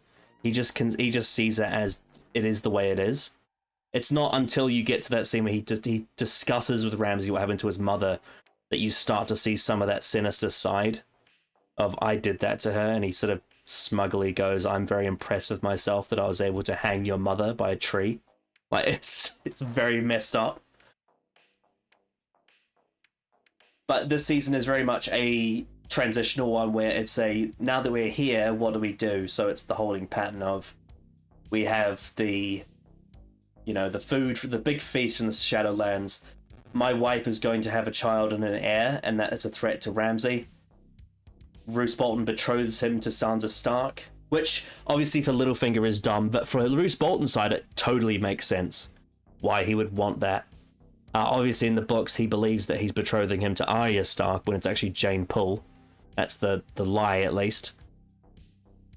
But it's, from his point of view, I think Roose Bolton is actually very in character this season. I think they did him pretty well. But the one element of the story that's really missing for him that they don't include is the karma for the Red Wedding side of it. So in A Dance with Dragons, as I said, at the wedding, Wyman Manderley is invited, and I'll explain more when it becomes relevant in season 6, but there's this big turnover with him and Mance Rayder where they go against Roose Bolton and they have a big fight, but we don't see any of that. And so because that doesn't exist during the whole battle with Ramsay and Stannis, Roose Bolton is basically off screen doing nothing. And I think that is a problem. I think the fact that we don't know what Roose is doing and where he is during all of this drama is an issue. So yeah, I would point that out, of his sort of lack of screen presence during a very critical event in Winterfell is an issue. And in the books, he's actually doing something actively, so there's a reason why he's not able to, be somewhere else, because he's having to deal with being threatened at his, right in front of him. But yeah, in terms of when he is on screen, I think they did his character pretty well, I would say. And the best scene is the scene from episode 5 where he talks to Ramsay about his mother.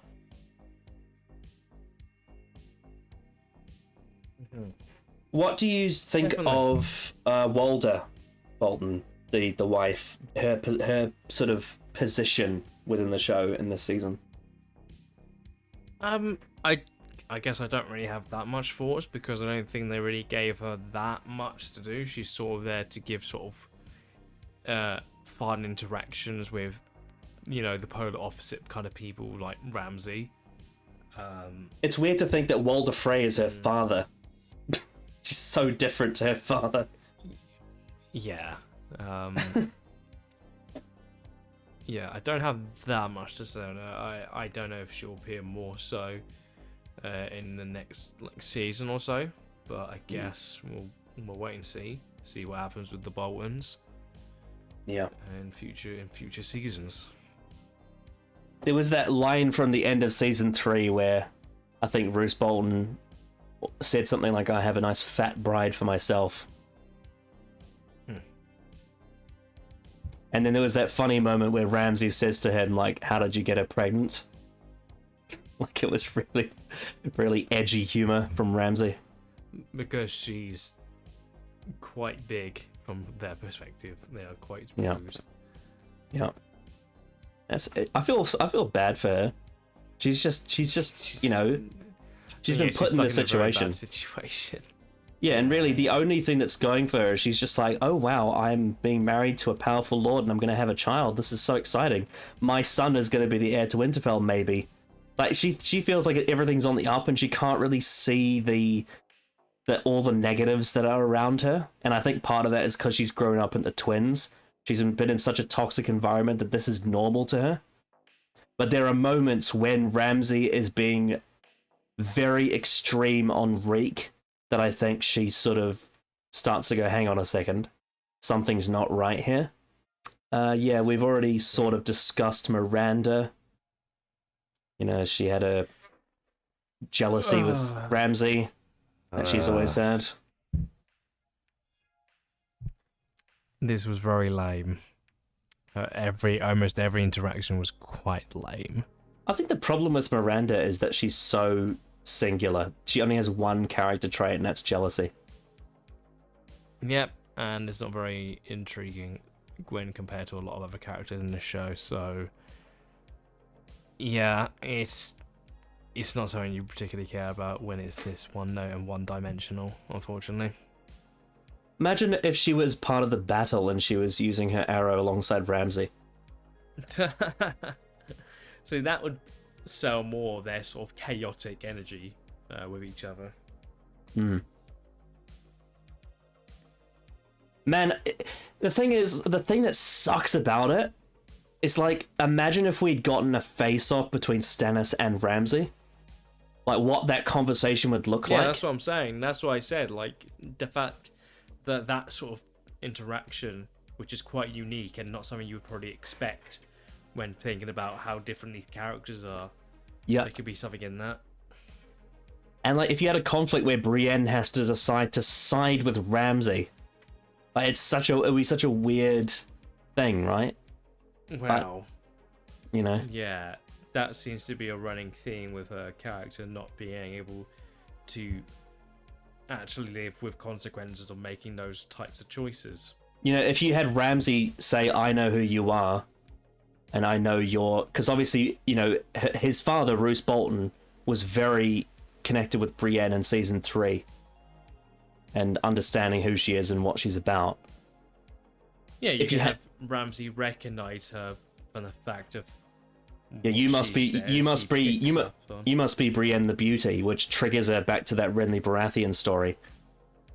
And if you had that whole thing of, like, you swore an oath to, you know, protect Catelyn Stark, and this man was involved, you know, in this whole thing of, like, or whatever, something like that. It was like, you swore to protect Catelyn Stark, and her daughter is in that castle.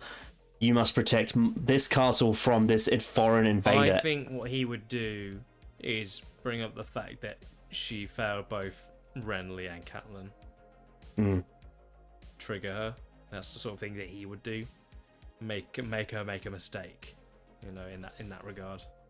Well, I mean, what you could do in that scene is, if it's a 3-way standoff, you could have it be Ramsay, brings up you swore an oath to Catelyn and you must protect her castle, and then you have Stannis mention that she failed Renly. Possibly. Something like that. I'm not sure. There's multiple options, really, but we don't get any of that. The other thing that would have been interesting is if Stannis had a conversation with Roose Bolton as well, because that's also an interesting interaction. Yeah. Yep. But we don't get any of that. So yeah, let's talk about Podrick Payne first, because I want to link Brienne with Stannis. So we'll talk about Podrick. What were your thoughts on Podrick?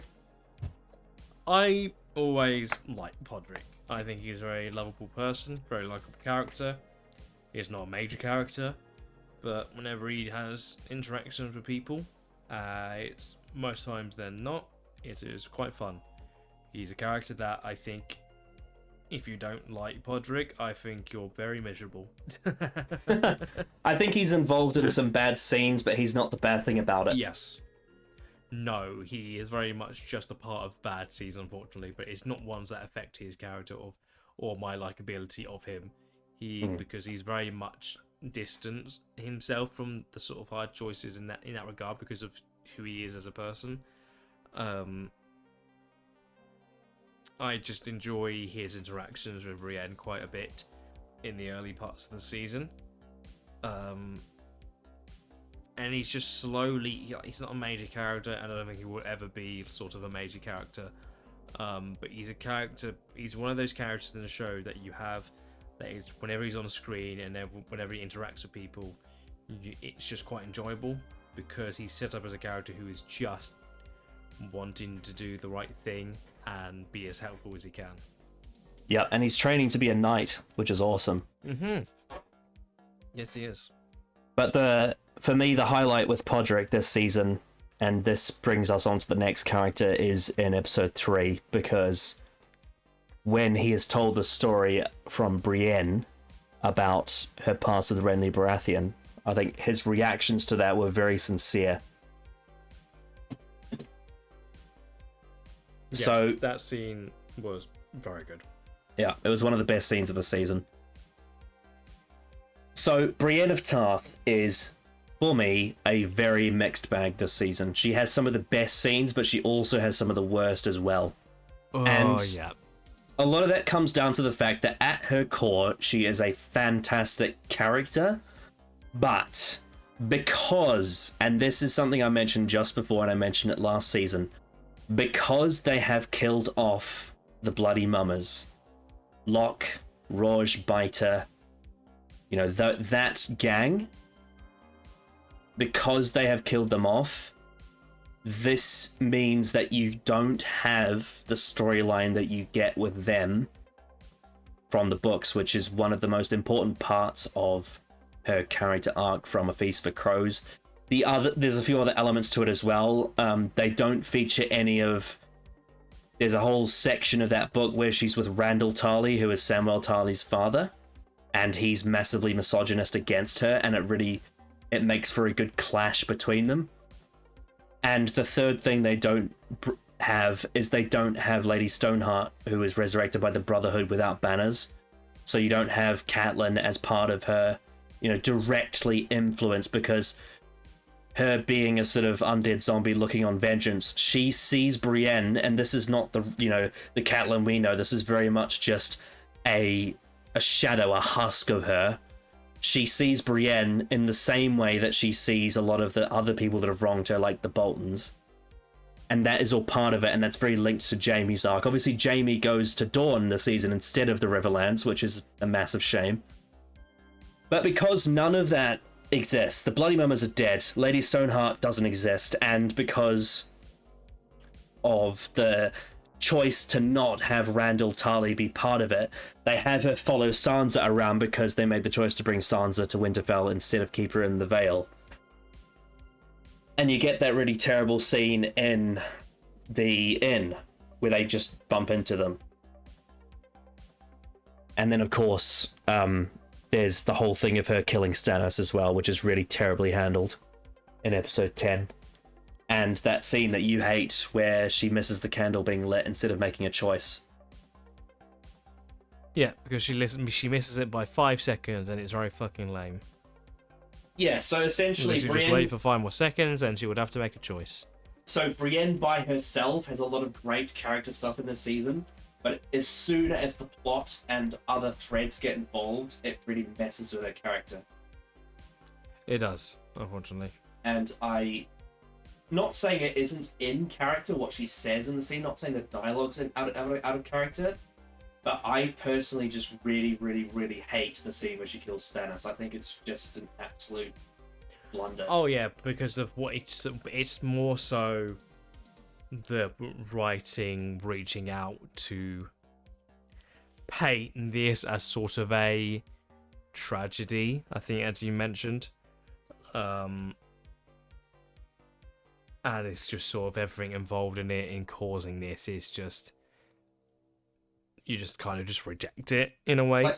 It's everything about that 5 minutes was just, I absolutely just despised it.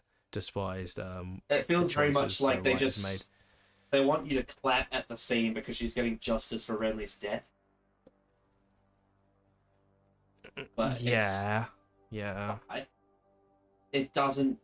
It makes her arc very simplistic, and very much based on retribution as opposed to reform. And the other half of that is the much worse half, which is the other side of it, which we'll get to after. Because it takes two sides of a story for that to work, and Brienne's side doesn't work enough, and Stannis' side is obviously absolutely abysmal. So yeah, very mixed thoughts on Brienne this season for me. But we always have that one scene in episode 3 where she talks about when Renly danced with her, which is one of my favourite scenes from the show.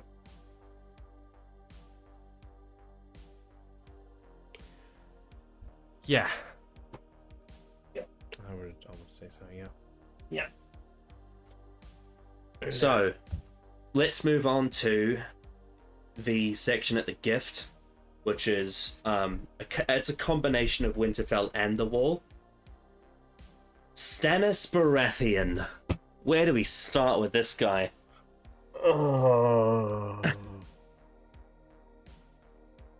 If you want to talk about someone who had a mixed season, Jesus Christ.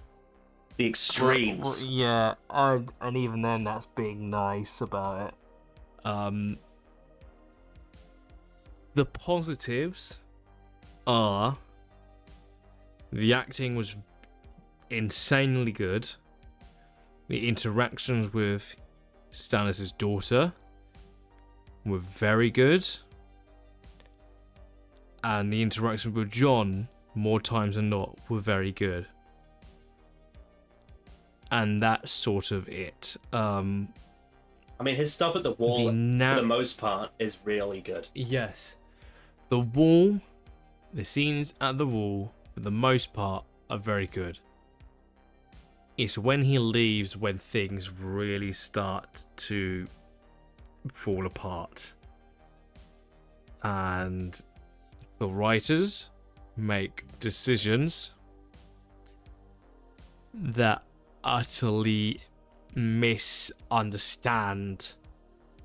who Stannis is, and they don't do anything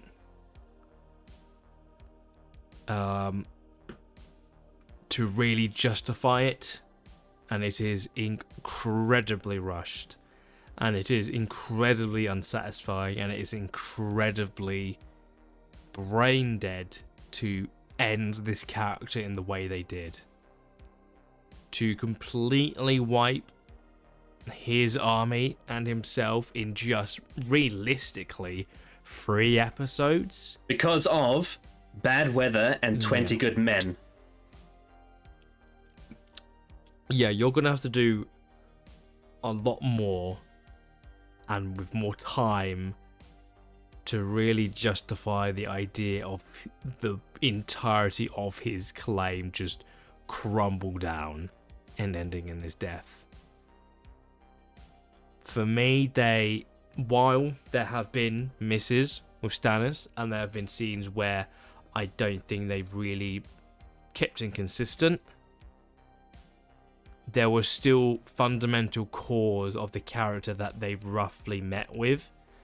And this season, they did not do nearly as much work as they thought they did to justify the decision he made in the 9th episode.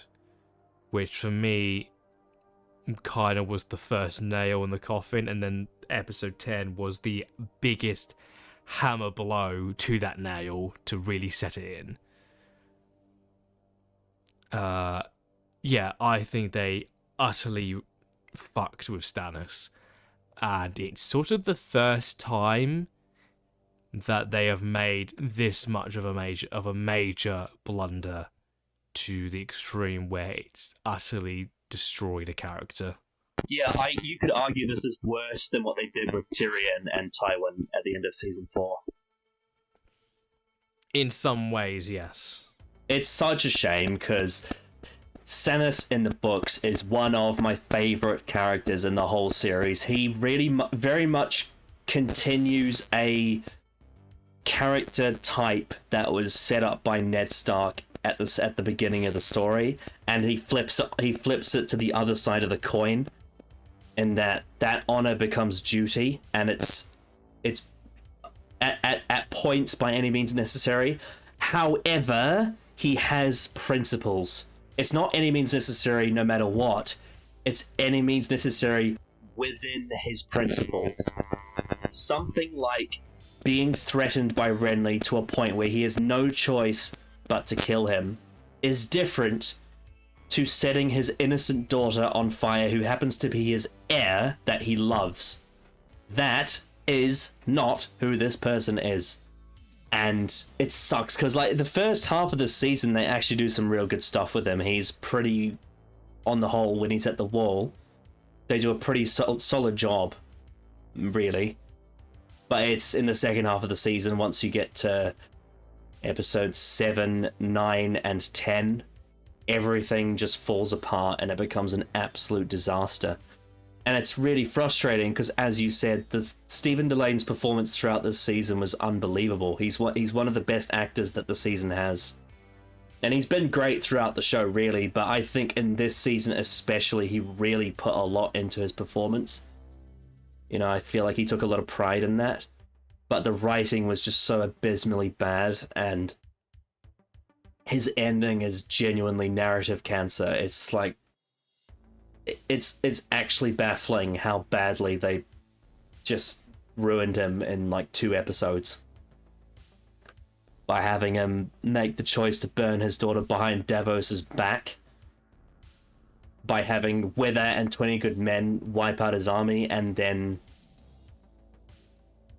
having him not be able to see the results of giving his ships to Jon, and then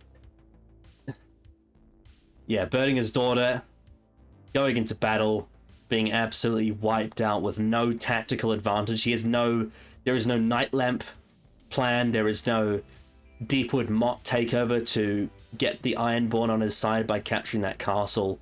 There is no deceptive lure the Boltons into a trap. It's just go into the field and get slaughtered, and then Brienne of Tarth teleports onto the field and slices him. Does her duty. It is an unbelievably ridiculous lapse of judgment. It's one of the worst things that Dave Madan ever did to Game of Thrones. And when we get to future seasons, especially like season 6 and 7, there's going to be scenes where I bring up Stannis and say, imagine how much better this all would be if Stannis was in it. Because we've mentioned throughout this season about scenes that would be better if Barristan was there. It's the same thing with Stannis going forward. There's so many moments where I go, imagine if Stannis was part of this scene. Imagine how much better the drama would be. And I cannot wait till we get to George R. Martin finally, if he ever does, releasing The Winds of Winter and seeing the alternative version, the much better version of what he does. Stannis that actually is supposed to be what his character journey is all about, which mainly, as was established, is that his now focus is about the White Walkers. That has become his sole purpose, really, is he is trying to defend the realm from the White Walkers. That's why he has that alignment with Jon Snow. And the only real contribution he does to it is by giving him those ships, but he does that unknowingly. So yeah, this was a very premature death, and it led to very out-of-character moments that ruin his character, and I think it's one of the biggest blunders the show ever did. And it's such a shame, because he is one of the most interesting, unique characters I think I've ever seen conceptually in fiction. And I think the book version of him is outstanding. And if you were able to match the quality of book Stannis with Stephen Delane's performance, he could have been my favorite character, really. He had that level of potential. But unfortunately, Dave and Dan killed him off in the worst way imaginable by completely butchering all of his principles and making him completely inconsistent, and then having him die in the most lame bullshit way possible. Having said that, his last line is very good, though. That whole "go and then do your duty." That is very Stannis. So yeah, unforgivable. Man, remember how good he was in season 2? Very much. Remember that in season 2? He was the man. Stannis the Manus. Remember I showed you that clip of Dan Weiss on the behind the scenes talking about how Stannis would make a terrible king? It's very clear that D&D don't like Stannis. They don't see him in the same way that the fans do. Because there's a lot of fans, especially the books, that love Stannis Baratheon. He's a fan favorite in a lot of circles, but it's very clear that D&D don't see him that way, and they tried to change his character to sort of be this tragic villain, if you get what I mean. Yeah, and it's just dumb. It's really stupid. I will say I do really like his scene he has with Samuel Tarly though about the dragon glass. That was really good. Yeah, that was quite neat. Yeah. Your thoughts on Melisandre, the Red Woman?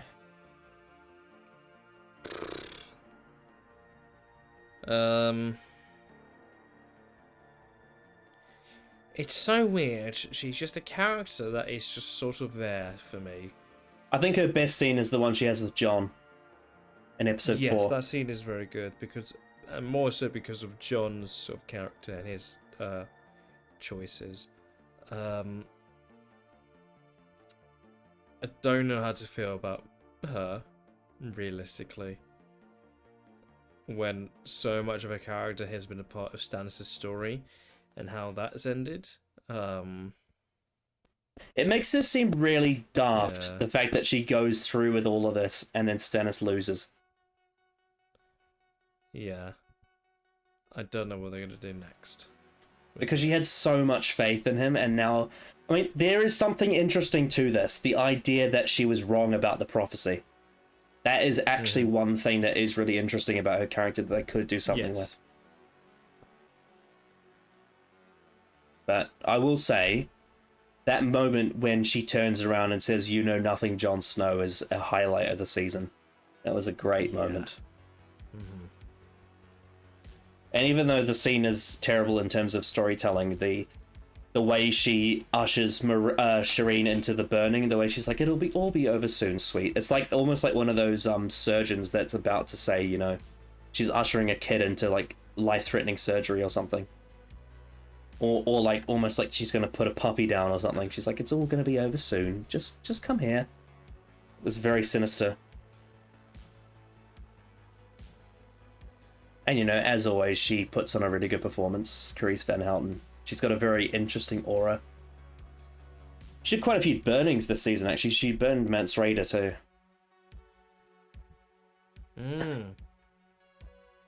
There is one very, very good scene from the books they obviously cut. It's the scene when she has one point of view chapter in A Dance with Dragons, and it's the scene where they reveal Mance Rayder is actually not dead. And she has a bunch of visions and prophecies that relate to other storylines. It's a very interesting perspective. But obviously they wanted to keep Mance Rayder permanently dead in the show, so they didn't have that scene, which is a real shame. It's one of my favourite scenes, the Red Woman.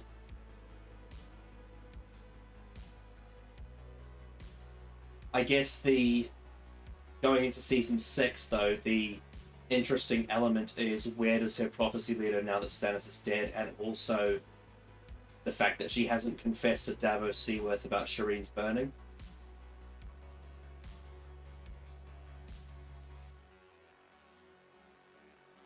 Yeah. Okay. So there's potential. Let's say that there's potential. There is. Yeah. And she's decided to go back to the Wall. She has. Your thoughts on Davos Seaworth this season? I very much enjoyed his interactions with Stannis' daughter. I thought their interactions were always so great and very heartwarming. It's probably it's the best part of episode 9 is that scene where she gives him he gives her the little stag when she's reading the Dance of Dragons. That's a really lovely scene. Yes, and I think he is a character again that is. I think he's a very likable character. I think the actor does a fantastic job with what he's been given.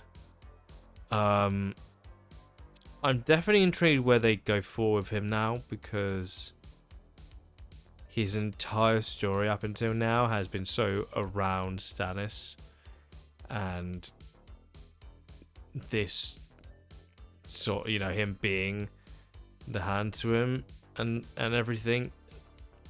I don't know if they've really done as good a job as they could have done with him, I think. And I think that goes in part with, how they've dealt with Stannis over the last 3 seasons. There's potential for him to go interesting places now in terms of a character. I don't know if they will. I guess we'll just have to wait and see. I don't have that much else to say because a lot of Stannis's plot points around other characters is very much just the same as Stannis himself. There's a lot of misses, and it has eventually led to a quite badly done and badly executed ending. Well, as I said, it's because they decided to cut out the whole White Harbor plotline from the books, where he meets Wyman Manderley and finds out about where Rickon and Asha have gone. He then stays at the Wall with Stannis, and he does a lot of standing around for a lot of the season because he doesn't have much to do otherwise. And the only real contributions he has is that he gives Jon a few wise words, which is just dialogue that the Red Woman said to him in the books. And then later in the season, they further develop his friendship with Stannis' daughter. He has a few good lines like, oh, you're going to have to protect me when I'm on the battlefield. Like that sort of thing. That's real charming. And obviously Liam Cunningham's very likable as an actor. And going forward, he's at the Wall, and he's obviously eventually going to find out that Jon has been stabbed to death. So that is an interesting thing to think about going into season 6, but yeah, I think because of the omission of the White Harbor storyline, it's made Davos be a bit redundant in some areas this season. And there's moments where you've pointed out, like with Mance Rayder's burning, where you'd expect Davos to say something about it because of his disgust towards the whole tradition that he's shown before. So I think it's not like they've butchered his character in any ways, but I think there's missed potential with it. I think there is, yeah. I think not having the White Harbor plot in this season was a mistake. I think it was, and again, like I said, if they had the events of this story take place over 2 seasons instead of 1, you could have fleshed out things more. And I imagine they probably cut the White Harbor plot because of time, but I definitely think it was a mistake to do so because it's a great little storyline that they do with him in A Dance with Dragons, and it adds a lot to the Winterfell wedding with Wyman Manderley and Mance Rayder and the Freys.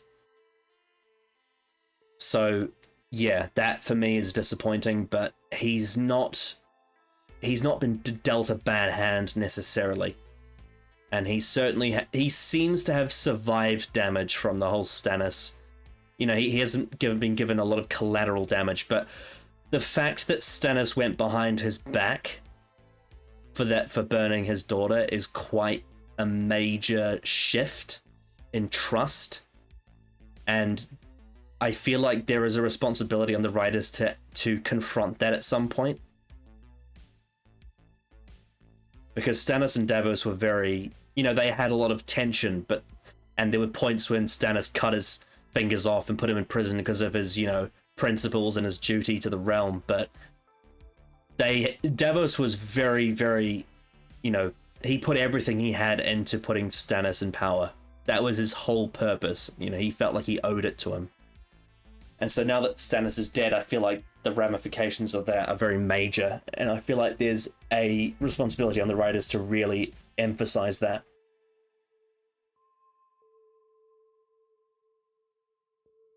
Yeah, I'd probably,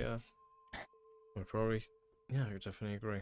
Because, if it was, it's never going to just be justified, but let's say Davos wasn't there when Stannis was faced with that decision, and instead of Stannis saying you need to leave to the wall and betraying him, if Davos just wasn't there to try and divert him back, and the Red Woman had more influence over him, or something like that, there's something to that, but I think they wanted to show his connection with Stannis' daughter, really.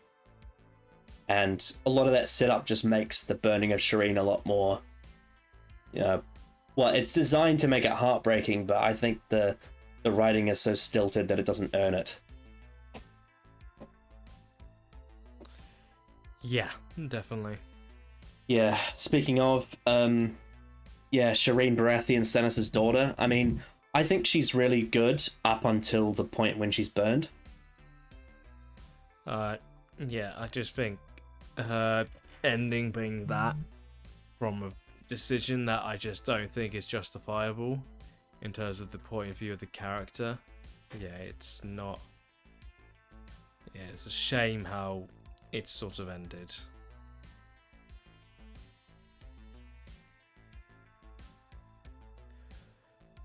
Yeah, I think she did a very good job of what she was given with.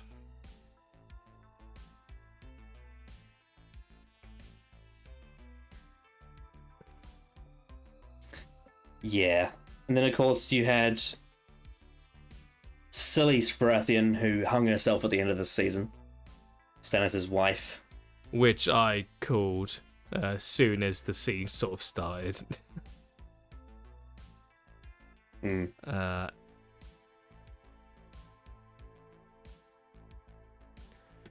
Yeah. Thing again, actress did a very good job with what she was given, and I think the idea of her finally realizing once she sees her daughter on the edge of death, realizing that she should protect her because she is her daughter, I think is an idea that is interesting, but that sort of denial of that, which essentially was her character, I don't think it was explored as well enough as it probably could have been.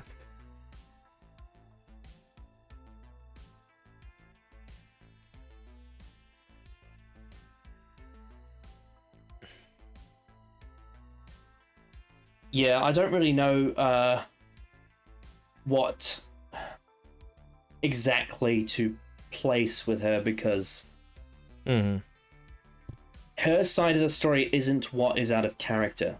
It's the Stannis side that's out of character. I think some of her best scenes are at the wall when there's those scenes where she's dismissing Gilly as a wildling. I think that is quite striking in the way that Shireen is developing this friendship with this wildling girl, and Selyse is, disallowing it. I think maybe you could argue that the whole thing of her, the sort of process of her seeing her daughter burn and then hanging herself, it makes sense in a way, but I think the whole story is just too rushed. Yes. You know, we don't really see enough of the process itself.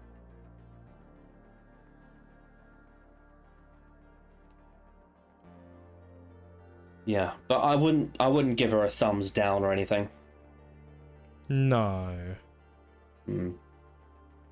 One more thing about this section that I want to briefly mention that I've never cared about with the show is the way they handle Stannis' sexuality.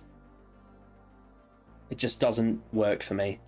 I find the idea that he is seduced sexually by the Red Woman, like, they do allude in the books to the idea that his wife is so decrepit and undesirable and the Red Woman looks seductive, but I still think it's not necessarily about he is horny, it's more about he is using her power. You know, I don't think, because they mention somewhere in the books about how Stannis only sleeps with his wife like twice a year out of duty to her, like because they're married. He feels like it's his moral to do that, even though he doesn't really want to. But I still don't like the whole thing Dave and Dan have done of making it about him wanting Melisandre for those reasons. I don't see it as being about, I want you because I am horny. It should be about, I want you because I know what power you have inside you. And so I just don't think that side works. I think it changes the motivation a bit and it muddies the characters.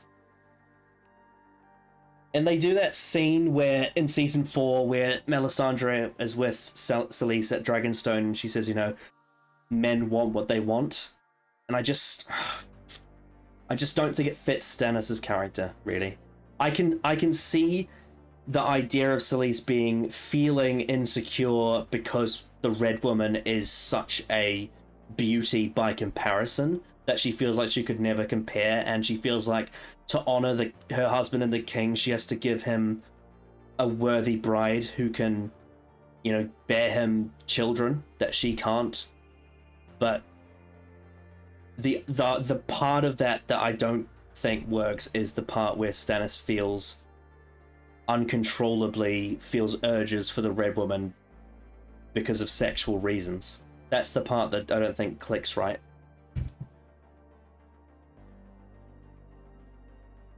Anyway, Yes. let's move on to one of the best sections of the season, which was the wall. It did have some issues. But for the most part, it was a success. I'll give you a chance to talk about Jon Snow.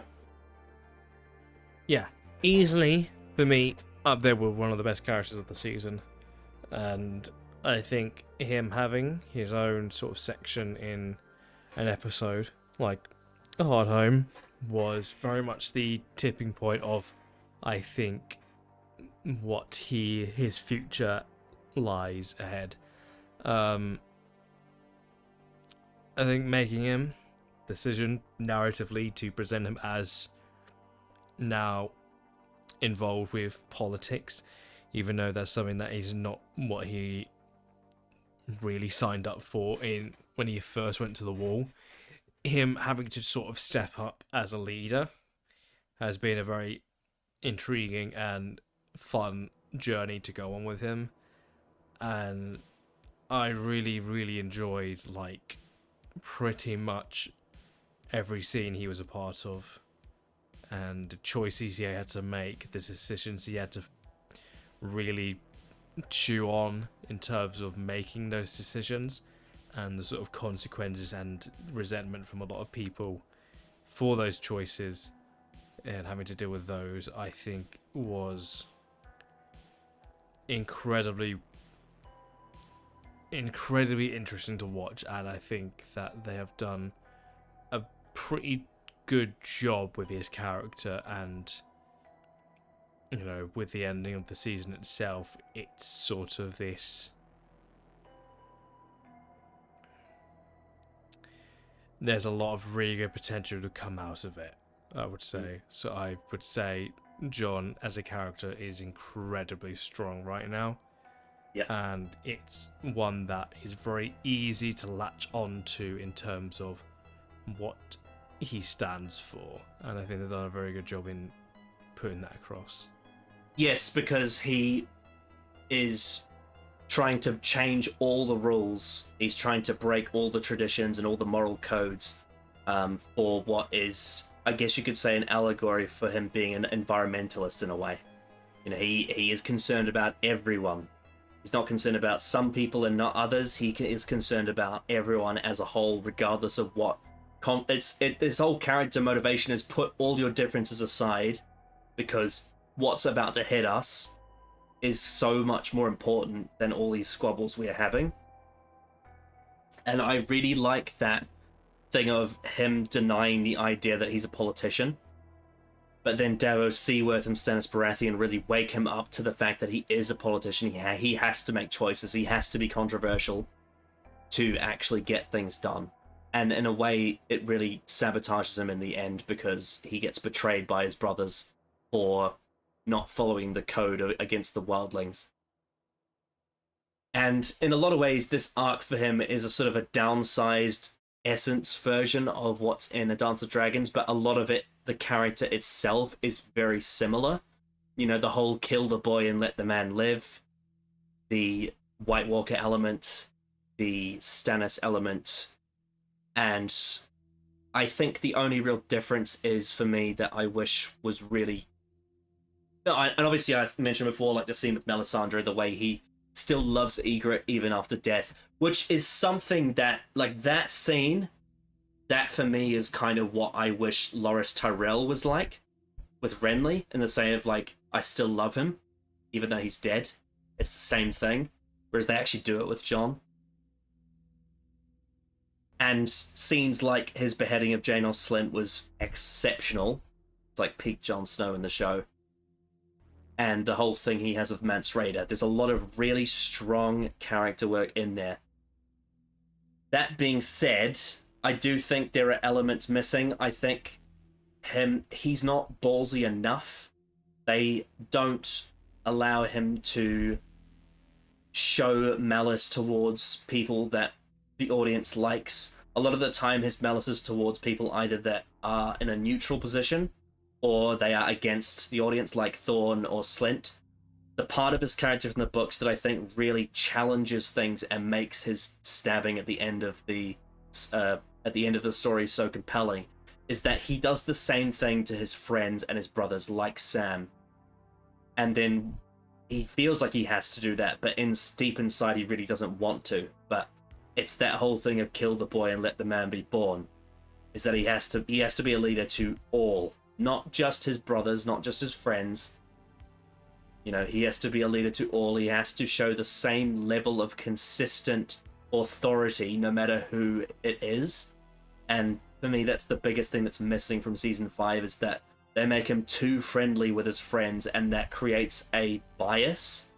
Whereas I think the idea of him being stabbed by his brothers would make a lot more sense if he was consistently against them. Not necessarily against them on purpose, but if he was showing the same level of authority to them, and then you had people that were once his friends turning on him at the end in tears. That's the emotional grip that scene has in the books that's not in the show. And that's an overall symptom of them trying to make everything a binary, that it's good versus evil, which is the polar opposite of what Game of Thrones is about. You know, Game of Thrones for me, and what the books is about and what the show should be about, is the human heart and conflict, in that there is no singular good and singular evil. There is reason, justification, there is motivation and complexity behind everyone's decisions, and that's what makes this so compelling. But by making it all about Thorne and his group of men who already didn't like Jon stabbing him, and the only one that really turns on him is Ollie, is not enough. I think having Jon be harsh on Sam when sending him to the Citadel would have been much better than the very friendliness of Sam offering to go and Jon accepting it. And as we said in the episode 10 review, the sort of framework of him coming back from Hardhome and being stabbed is a bit rushed, and there's not enough meat on the bone to really fully make the most of that moment. But with all that said, for the most part, I think Jon is very strong this season and is definitely probably in like the top 3 main characters in terms of how they were written and all that. And Kit Harington does a pretty good job overall. He has some very good facial acting through this season. I think that moment when he sees the Night King at Hardhome is very iconic. And that whole speech that him and Cassie give at each other in Hardhome is also very strong as well. And yeah, so on the whole, I have very positive things to say about John. But there are some underlying issues to his character this season, and there's missing elements that would push him even further. Yeah, I definitely would align with that. So, Ollie was quite crucial to the Wall this season, especially with the Wildling conflict. Your thoughts on Ollie?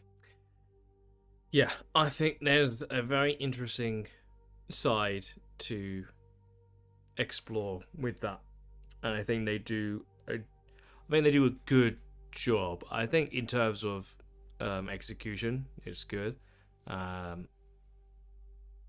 There could always be more with that kind of thing, and really build up the sort of conflict and animosity that Ollie could feel for John as time goes on. So it's that same thing of it maybe being a bit rushed in some ways.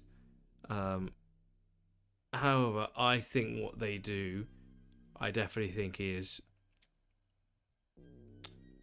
pretty strong, and I actually think the performance was, while it's not the most demanding and the most, compared to a lot of actors, it's not obviously one you would put on that sort of level, but it was done what was required, and it does a good job at selling what they did execute. He's very good at selling confusion. Yes. Because that's kind of, he's just a kid. And he watched his parents be butchered by the wildlings, and now he's seeing John saving them, and he doesn't understand it. And Sam tries to explain it to him, and John tries to explain it to him, but he just can't quite understand the complexity of why they're doing it. And that's the whole thing about when he walks up to John when he's about to stab him. It's not like he's instantly like, I hate you. He looks at him with disappointment and confusion. He's just like, I still don't understand why you did what you did. And then he stabs him and says, for the watch. He's a very confused child that's been put in a very difficult situation, and he's too young to understand what's happening. And that is the issue with having kids in a situation like this. The Night's Watch is not an easy thing to really grasp. It is without, John might not want to admit it, but the Night's Watch is a political thing inherently. And children don't have the faculties, the critical faculties, to really fully understand that. And so by having Ollie as part of the Night's Watch, it's created this massive risk, because he sees everything in a simple binary because of his experiences. I know Ollie gets a lot of hate from fans, but I think, again, like I said about the High Sparrow, I think a lot of that is in the right way and not the wrong way.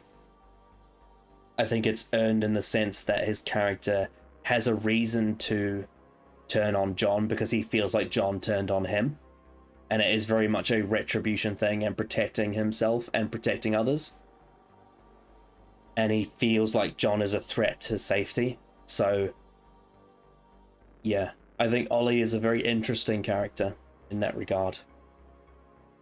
And I think my favourite scene with him is the one he has with Sam in Hardhome, when he brings him in that platter and he sees Gilly, and Gilly is obviously a very nice person, but when he looks at her with the same prejudice he sees when he saw those, Thens that cannibalized his parents.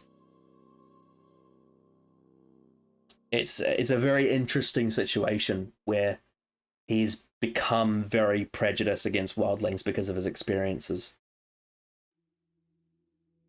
Yeah, I would definitely sign on that. It's understandable why maybe people would not be as into this sort of character in terms of just pure entertainment, but I think that it's a very interesting perspective to sort of explore. Your thoughts on Samuel Tarly this season? For me, it's pretty mixed, I'd say. Yeah, I would agree with that. I think there are scenes that are quite enjoyable, and there are others that I think were slightly mishandled. The worst one is the sex scene, for sure. Yeah, after what came just before being so close together within the timeline, yeah. It's just a bit of a misfire on that regard, I would say.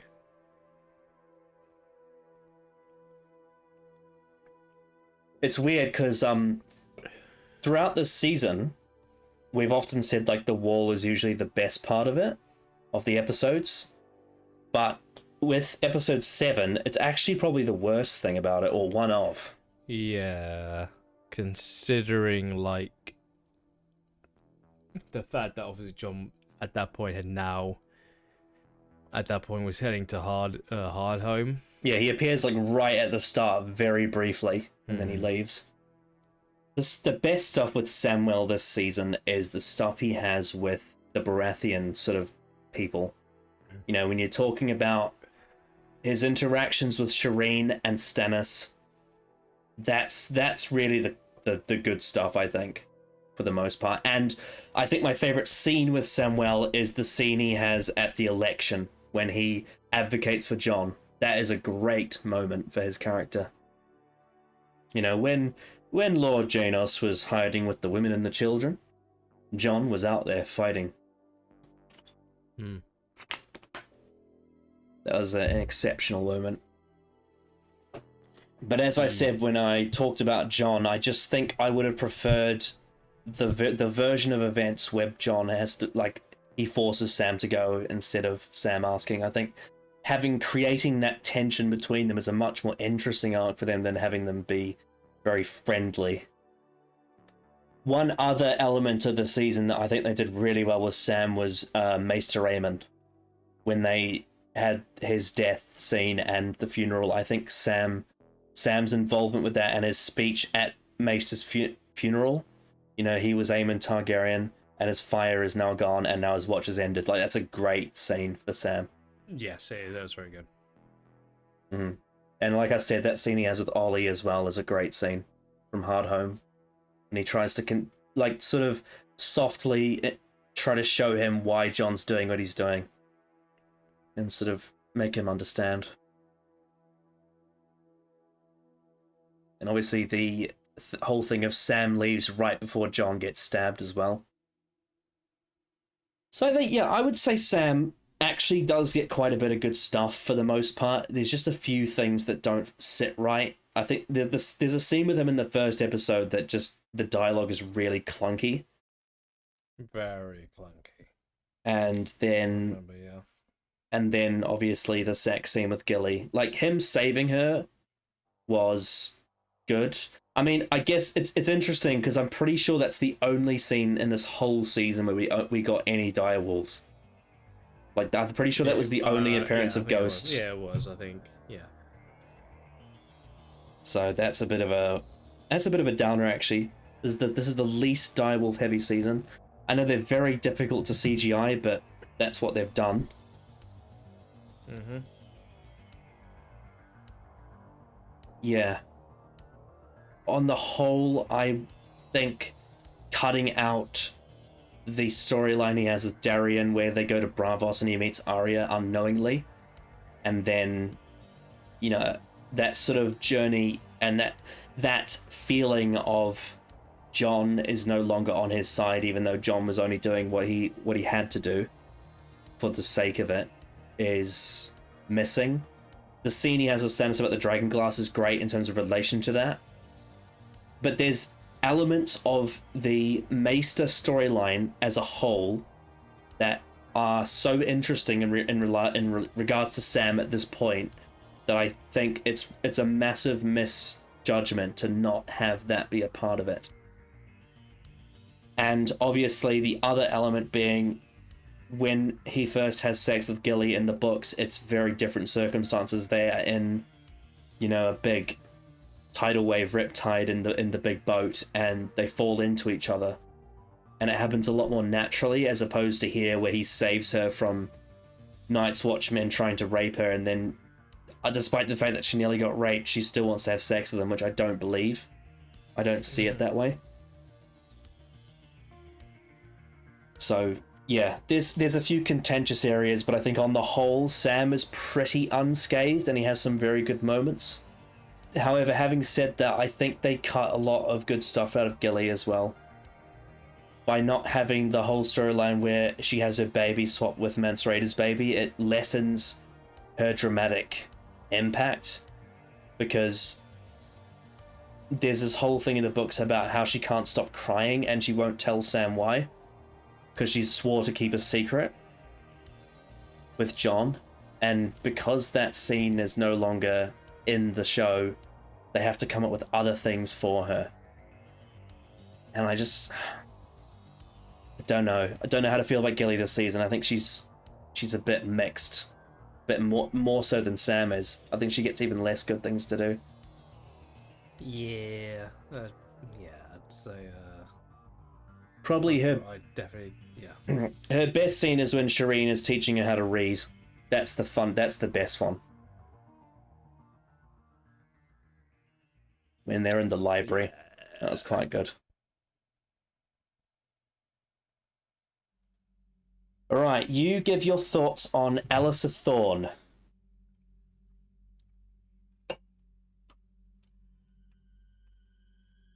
I think that Alice Thorne. I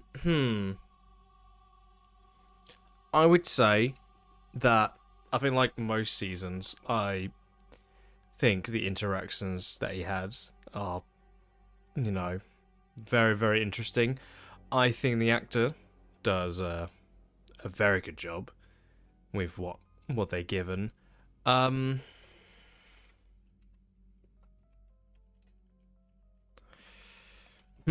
else to say though? Well, I'd say I always think that his interactions with John are always quite interesting, and they're dynamic. And every season that they've interacted in is it always gives good conflict. I would say. I guess there's two things I'd say. Firstly, I think his best moment is when he stands aside to have John take Janos Slint. He basically betrays Janos after Janos was simping for him the whole season last time. But I will say, him stabbing John in the finale is not at all a surprise. It's very... This is the main thing that I find just a bit weird about the whole stabbing of John, is that what makes it so impactful in the books is it's people that he trusted. Whereas here, it's just... A lot of it is just John's enemies that are stabbing him. And I don't think it is surprising that Thorne is stabbing John, because I feel like he's always wanted to. No. And now he's been given a reason why he can legally, because of the wildling thing. Whereas I think the whole thing of John sending him on a mission to Eastwatch away from the Castle Black, so that he can be surrounded by people that will actually do what he wants, and then having John blindsided by people he thought he trusted, is way better than having Thorne stab him because he's finally put the wildlings through the wall. It's not a bad story, I imagine they probably wanted to keep him around because the actor is so strong and he has a built-up resentment for John, but I think they're going too far in the direction of he's dislikable. I think the complexity of Thorne, especially last season, was way more interesting. That speech he gives in episode 9 of season 4, and he goes, "I'll go on keep hating you, and you'll go on keep hating me." But he still fights alongside John. He still defends the wall. That's an interesting thing about it. I've always wondered if it would have been more interesting if they had more scenes with Thorn and Tormund, because they have a very clear clash, and it's not as developed as I would have expected. I also think that it was a missed opportunity by not having Thorn have scenes with Stannis as well, because I think that's also another interesting clash as well. So I think my main thing with Thorn is that I think they didn't do enough with him in the season, and I think him being involved in the stabbing of Jon is a bit too predictable.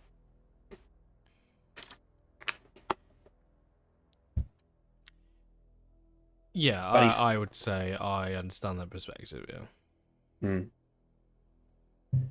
That being said, Janos Slynt got a great ending. He was only in it for a few episodes, but I think Janos Slynt's character, his ending was very, very fitting. I think his execution is one of the best scenes in season 5. I definitely would agree. Thought it was a very, very powerful scene. That was not a suggestion, that was an order.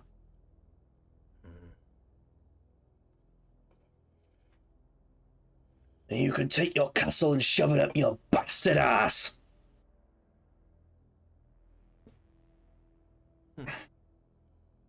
And then in the moments just before he gets beheaded, he says, please, he begs, says he was always scared. And then slice. And it gives Jon a great moment where Stannis sees the same kind of attitude that Ned Stark had of the man who passes the sentence should swing the sword, which is the quote from the first episode of season 1. And Stannis recognizes that side of Ned Stark in Jon. So, yeah, Slynt really gives... And also, I think what's great about that is Janos Slynt in season 1, he betrayed Ned, so this is almost like his just desserts for doing that. Firstly, it involved Tyrion sending him to the wall, and now it's involved with Jon executing him for betraying his orders. And what it does is it establishes Jon's authority. Unfortunately, he doesn't show that kind of authority to everyone, he only shows it to his enemies. But in theory, it establishes Jon's authority as Lord Commander right after the election, which is really powerful.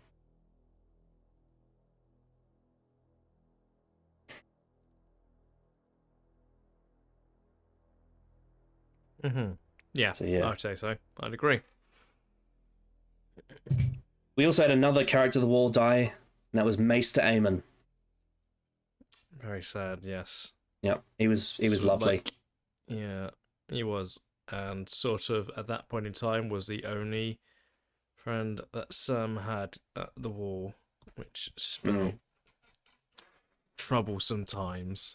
And I think we've talked before about how a lot of the season's story would be better if it was fleshed out into 2 seasons, but the one benefit of having Maester Aemon's character die in this season is it gave the actor the opportunity to, because the actor for Maester Aemon, Peter Vaughan,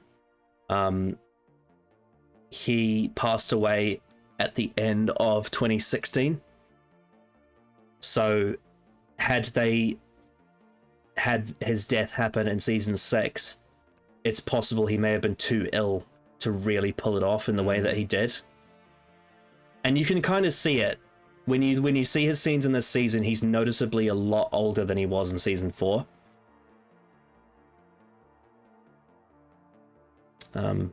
He's very, very old. But I think for a final acting role of his career and his life, I think he gave us a great ending for Maester Aemon. He did an excellent job to go out. Yeah. And that scene where he says to Jon, kill the boy and let the man be born, is so influential to his character arc. And then also in that scene with Sam in the gift of, he's remembering back to his childhood. Egg! I dreamed I was old. The one issue I have with Aemon in the show, we'll get to when we get to season 7. But it's the fact that he's a Targaryen and Jon knows that. And I know you know what happens after this point in the show. So you would imagine that Eamon would be quite a relevant topic of discussion. Let's just say that.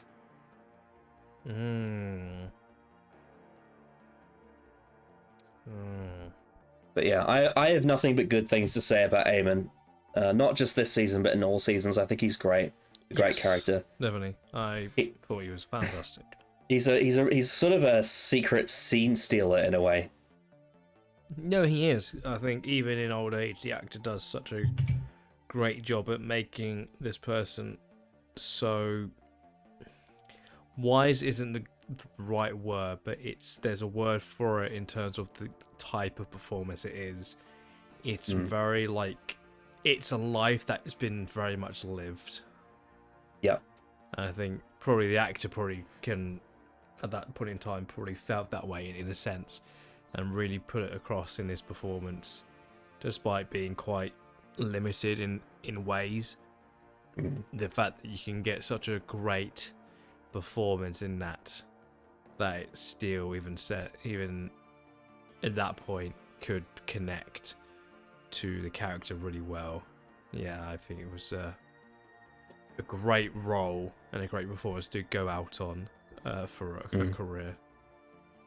Yeah, and I think one of my favourite moments of acting from him was when he revealed that he is Aemon Targaryen in season 1, because he showed that fire of the Targaryen in him in that moment. Yes. Yeah,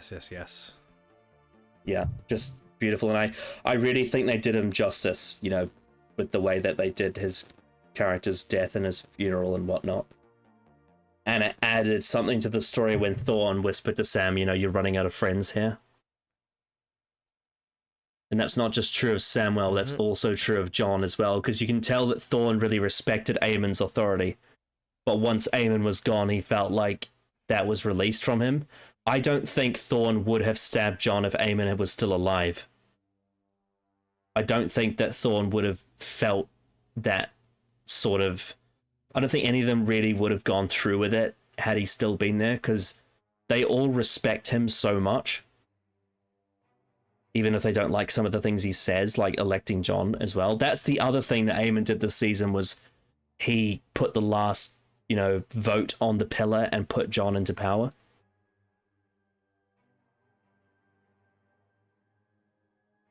So yeah, a great sort of send-off for this character, I'd say. Definitely. Briefly, Mance Rayder was there in the first episode, and there was some good stuff there. I think the main thing I would say about Mance is that they missed a trick by not having Rattleshirt pretend to be Mance and having Mance part of the Northern conspiracy at Winterfell, having the whole Mance Rayder thing against Roose Bolton. But they decided to cut it, and instead they had Mance die outright. I still think, despite that though, I think the stuff they did do with Mance Rayder was quite good. But there's just a lot of missing material from his character that they've cut that I think is a shame, because there's so much more to him than they gave. Tormund Giantsbane, though, your thoughts on Tormund this season?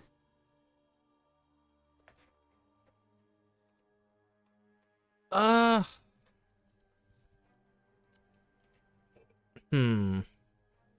probably say my favourite... There's two scenes that come to mind for him. Firstly is the scene when Jon releases him from his chains. Yes, and that's probably the most notable, I would say, scene. Yeah, and the second is his scenes at Hardhome. Yeah, I think those two... That scene and that episode, I would say, is probably the most he gets. In terms of, and also... things. I forgot the scene where he watches Mance being burned as well. His acting was really good. That's true. That's also true. Yeah, his acting was very good in sort of reflection and in terms of the pain Mance was going through at that time. Yeah. Yeah, I would say that in terms of when he was presented scenes and given material, I think the actor did a great job. I think the sort of growing somewhat trust of Jon, I think, was relatively natural. I think that there's still more to play with, I think. and I'm very interested in terms of what his thought process will be when he finds out John is dead, and what actions he will take. Yeah. Other than that, I think in terms of, like we've mentioned, I think the performances when given material was very strong. And I think the character is not the most, it's not the most nuanced character of the show. He's obviously not on that same sort of tier as most characters, but the material he is given, I think more times than not, the actor does portray it very well. I think his best scenes in the show are the scenes he has with Eirich in seasons 3 and 4. Yes. Yeah, I think this is when he's the most strongest of these first 5 seasons. Yeah, and obviously the actor is great. He's very unique. He's very one of a kind of actor. Definitely plays the role in his own way. He is one of the most interesting audition videos as well. It's very, very unique. The next character is one I want to talk about who I thought was really disappointing this season and got a severe lack of material, and that is Edison Tillett. What I think is so missing from him this season is that he is one of the funniest characters in the books. He has so many great one-liners, and he's so crucial to that sort of friendship at the wall, and his lack of reflection on Pip and Gran's death, as well as the fact that he gets barely any dialogue, is not enough. I don't like that. His lack of contribution to the season was really disappointing for me. Yes. Yeah, it's a bit of a shame, because it feels like out of the friendship group of John, he is seemingly has been given the least amount of material, which is a bit of a shame. The fact that he doesn't even mention Pip and Gran at all is really disappointing. Yeah. It's not ideal. Yeah. And 2 other characters that get a severe lack of dialogue and screen time, who are very relevant to the end of the season, are Bowen Marsh and Othel Yarwick, who are the first steward and the first builder. And they are 2 of the men that stab John in the finale. And I think why it's so frustrating is that they are very key to this important moment for this very important character, but Alyssa Thorne and Ollie are the only ones in that really get that character development. But these 2, Bowen Marsh and Othel Yarwick, just don't. And that's, again, another thing that the books do well, is really developing all of these side characters of the wall that are important to the politics of it. And this probably is down to a screen time thing, but once again, if this stabbing of John happened at the end of season 6 instead of the end of season 5, you could have spent the time really developing all these politicians at the wall. Whereas they don't, and so when Bowen Marsh and Othel Yarwick are part of that scene, I don't think many fans really have any attachment to them whatsoever, and so they don't really know how to feel about it. I know that Yarwick does get a bit of character in season 4 because he's part of that whole Thorne seat at the table when John comes back, and he's very hesitant to upset Thorne. But apart from that, he doesn't have much character, and in this season he really does nothing at all. And I think that was a missed opportunity to not develop all the people that were involved in the stabbing of John, because it doesn't give them a real justification that you understand from a personal level. You only really see them as being part of Alyssa Thorne's group. And by having more characters have personal justified reasons. Like, one of the reasons why Bowen Marsh is against John is because he got screwed in the election, because Samwell gaslighted Bowen and Cotter Pike into being against each other. And because John won the election, it makes him resent him for that, on top of the wildling thing. And so it's all related So I think they missed a step with that. Yeah. And then we also had the giant One Weg One Da One, who is nicknamed One One, who mainly appeared in Hard Home in the episode after. He obviously doesn't have any dialogue, but what was your sort of thoughts on his contribution? He had a very long day. No, that's for certain. Yeah. No, I don't really have that much to say. I think in terms of comedy, for some decent stuff there that I thought was quite enjoyable. And I love the fact that he walked through the ocean.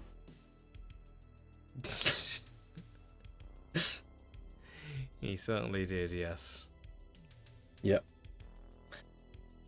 Yeah, the one thing that they missed was, as I said with the book stabbing of John, he is distracted by One slamming one of the Night's Watch against a wall, and so it adds to the justification. It's like, look what the world, like this giant from beyond the wall is killing our men. Like there's that element of it as well, and they don't do that, and I think probably the budget was constricted on that front, possibly. But you know, Lord of the Rings did that sort of thing all the time, so there's a way around it, I imagine. But yeah, I think by not having that scene, it does subtract something from the John death. We had one appearance again from the Night King. Same thing with last season, only one appearance. But this was a much more major appearance than the season 4 one. Your sort of thoughts on how they handled the White Walkers and the Night King as a whole this season? Thought that obviously their major appearance, which was Hard Home, I think was done very well. And if I'm remembering correctly, that is sort of the only appearance they kind of had this season. Yeah, it is. Yeah.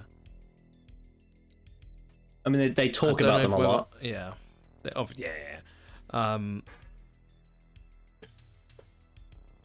I would say in terms of that's going to be their only appearance of the season, it was certainly impactful. I think hiding them from the audience was actually part of the point of it. It added to the moment. Yes. Despite not having much interaction with them, I think they tried to make it as impactful as much as they possibly could for that moment. In terms of presentation, they did a really good job at showing you what kind of threat they have and showing their army in like a full force.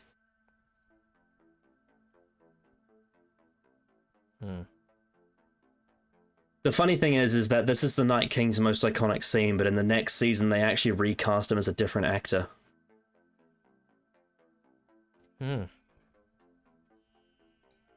They recast him as a stuntman, a Russian stuntman. And he looks a bit different, actually. His eyes look different in the next season. He looks... I think season 6 to 8, Night King looks more like a man and less like a sort of mystical figure. Whereas I think the way he looks here, it fits perfectly. He also puts on a bit of muscle as well. That's another thing I'll say. In the next season, he puts on a bit of muscle. The Night King goes to the gym. One thing I really think is glaring about this Wall storyline, though, is the absence of Bran Stark.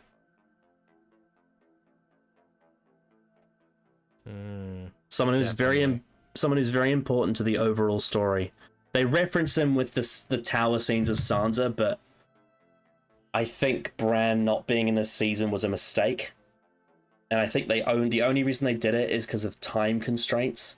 But like I said, there's ways to flesh this out over 2 seasons instead of doing it all in one.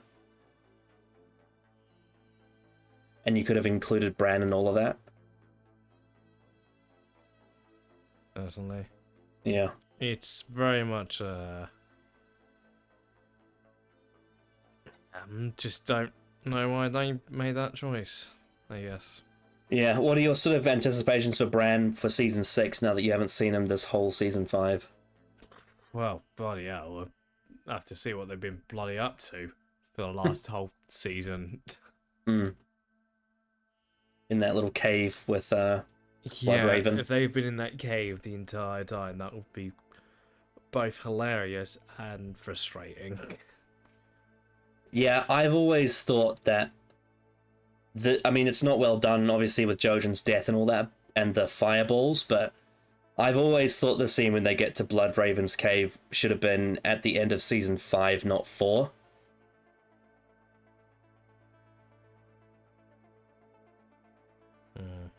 But I guess they didn't want to sign Thomas Brodie Sangster for another season, so they got rid of him earlier. It's a bit strange.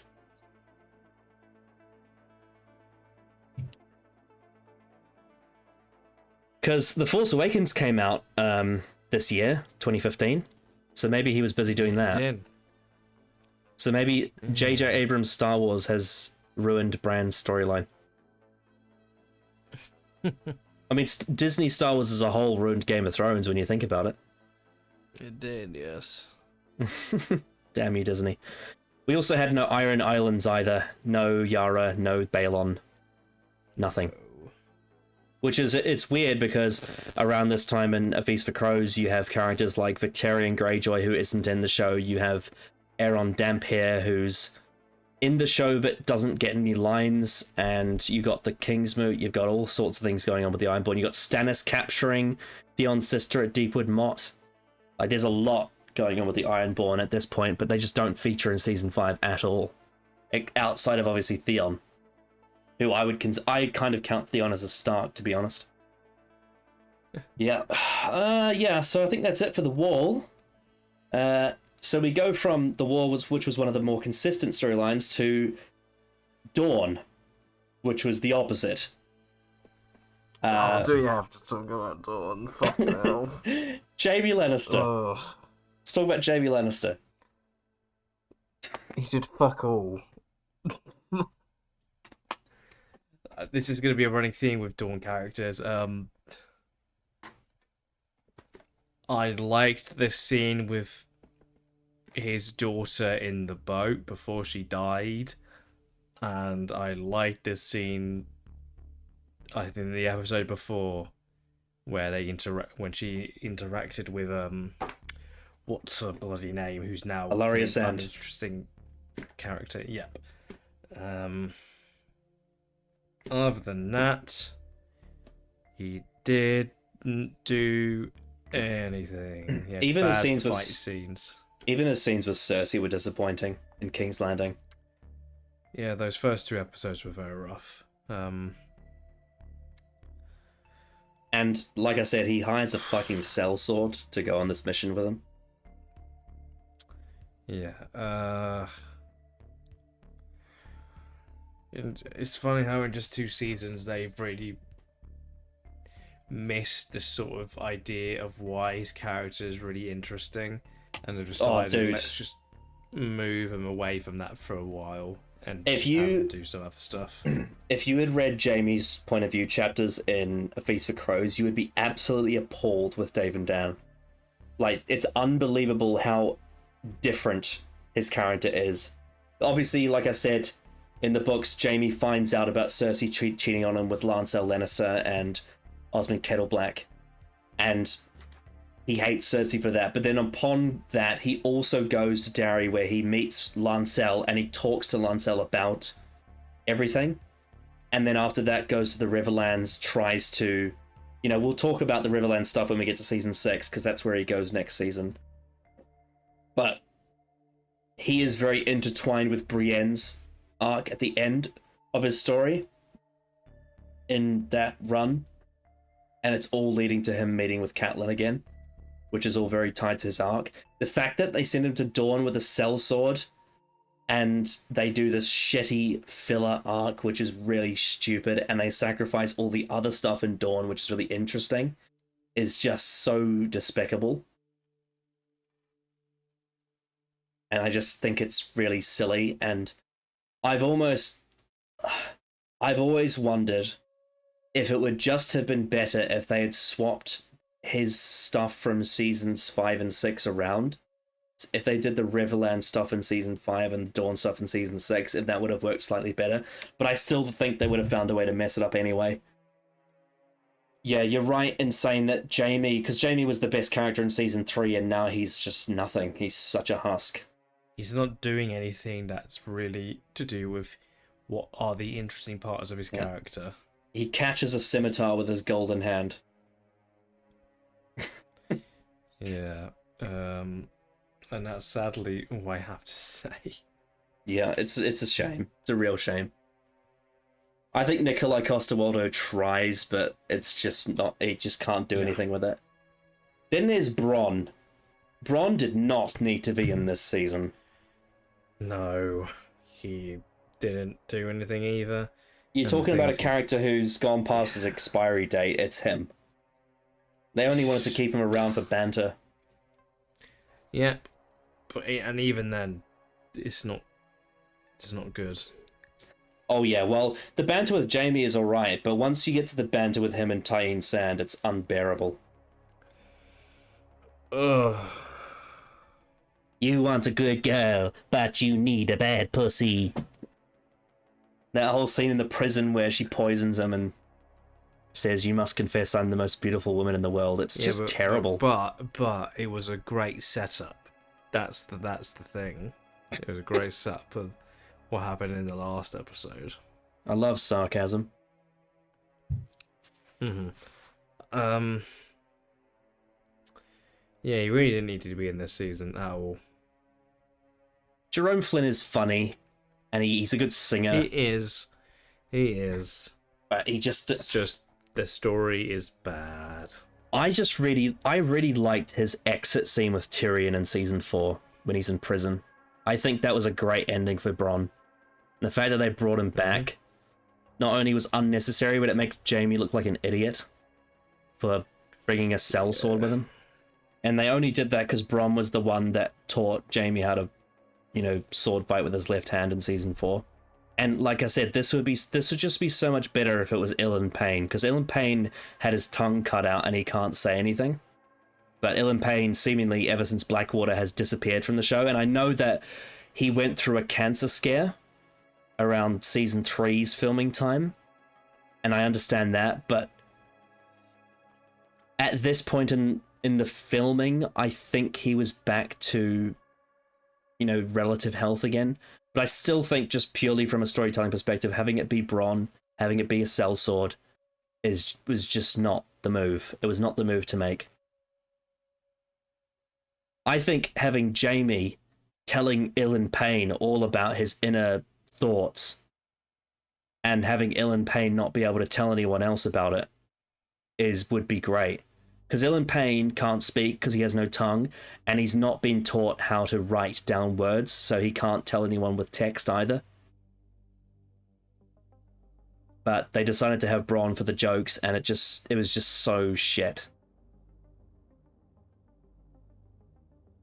Speaking of shit, well, I mean, okay, I think she has a few good moments, but I think Ilaria Sand has been severely downgraded. She doesn't have that cool aura she had in season 4 with Oberyn. And I think they make her too... they make her really cringy and try hard. Like that scene where she pours the wine on the floor is just not funny. It's not. No, it's not. It's not. But when they take her seriously, like when she kneels before Prince Doran and cries, that's actually a really good moment. So I think good scene. That's worth note. But also, I think they make her character too one note. Like her entire motivation is just vengeance for Oberyn, and that's it. There's nothing else to her. Yeah, there's nothing else. Of course, let's talk about. She gets one up though. She murders, Marcella. Murdered Cersei's daughter. Yeah. That's right. Speaking of, shall we talk about Marcella and Trystane? They're in love, and one of them dies. Yep. I think there is something to Marcella acknowledging Jamie as her father, but it's not really developed. Nor probably should she know. Realistically. Yep. The only good thing about it is Jamie's reaction from it. Yep. She is by far the weakest of Cersei's children as a character, without a doubt. Because they haven't done anything with her. Like, at all. Yep. The most they ever did with her was in season 1 when Ned Stark was trying to get Sansa to calm down, but she's saying, oh, it looks like one of Marcella's toys, you know? Trying to see and relate his daughters to the Queen's daughters. But that's not even a Marcella thing, that's just related to her. And there's those sort of dinner table scenes she has with Cersei in season 2, but in this season it was just she's in love with Trystane, she's confused, she acknowledges Jaime's her father, and then she dies. Eirich Hotar is a cool guard. He has a big axe. He has a few good lines. I don't have much more to say about it. He whacks he whacks Bronn in the nose. Yeah, he's very just simple. As I explained in the episode 9 review, they butchered Prince Doran's character. They made him not pretending to be, you know, the presentation of Prince Doran is that he very much does not take action. But they missed the part where he's just waiting for the right time to strike, whereas in the show he just doesn't take action at all, and the reasons are very unknown. Which is a shame, because the actor is quite good. Do you have any thoughts on Eirich Hotar or Prince Doran to add? No. Not really. He doesn't come across... Generally... He doesn't come across in the way that you'd expect Oberyn Martell's brother to, would he? No, they seem like very, very polar opposites, but not in a way that's vaguely interesting. Yep.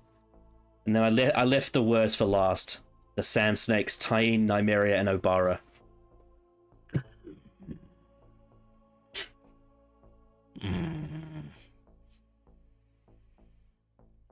Jesus fucking Christ.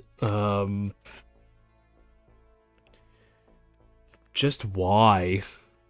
Just why? Why on earth did they think this was going to be entertaining? It was insufferably painful to watch. The moment they came on screen, I know exactly what this fucking group of circle jerks is going to be. It's the most cringiest thing I think the show has ever done. Yeah. And all the fake accents as well. It's so try hard. Acting. These are Oberyn's children. Gutter. Yeah. These are Pedro Pascal's children. Never again. I swear to fucking God, never again. Because Jesus Christ, this was horrendous. All three of them. I don't even remember any of their names. And I don't care. Because they were all terrible. Obara Sand is the one with the tough face. Nymeria Sand is the one with... same face every scene. Yeah, Nymeria Sand's the one with the whip. And Tyene Sand is the one with the breasts. That likes Bronn. Because that's how she talks about herself. It's so... just... Yep. Terrible. Terrible. And they terrible. do that. There's that scene where they slap each other's hands and waste everyone's time. They're not cool. They're so fucking lame. Yep, and there's that terribly choreographed action scene as well in the water gardens. Yeah, that was really bad. That was also really bad.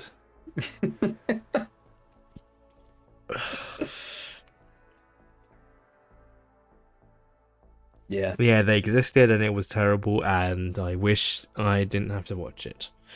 Mm-hmm. All right, let's move on from Dawn. Thank God. Let's talk about Bravos, which Yeah, I thought was happened. was a very mixed bag. Bravos. There was some good stuff and some not so good stuff. Started weak, got strong, ended very confusingly. Yeah, the best stuff was in the middle, for sure. It got a yes, bit creative dark. with how it presented this whole section of the story. Yeah, I could sum it up pretty well, I think. The problem with the Faceless Men is that they're supposed to be anonymous. Jack and Hagar is not anonymous. However, his role as what is essentially the kindly man presented some interesting internal conflict for Arya. The way she is training herself to become that person who can play someone else. And also make sacrifices, like the sickly girl and the sickly man at the fountain in the House of Black and White. Her having to play that role of finding something with a thin man who eats oysters is really interesting. And the fact that it crosses over with Mace Tyrell going to the Iron Bank, which was part of King's Landing, is interesting. Not as interesting as in the books when it's Darian and Samuel Tarly, but it is still interesting nonetheless. That story of the waif telling her about her her history, and then saying, now, was that true or was that a lie, is a really good scene.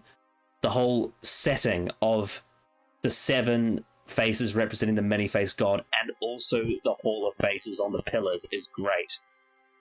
However, the jealousy with the waif, the rivalry was unnecessary. If they were contentious friends, it would make more sense. It would work better. Arya would be able to speak more about her personality and history. The only great side of it we get is that when she has to sacrifice Needle, it's a really powerful emotional moment because it remembers her from home, the Starks, Jon, and all that.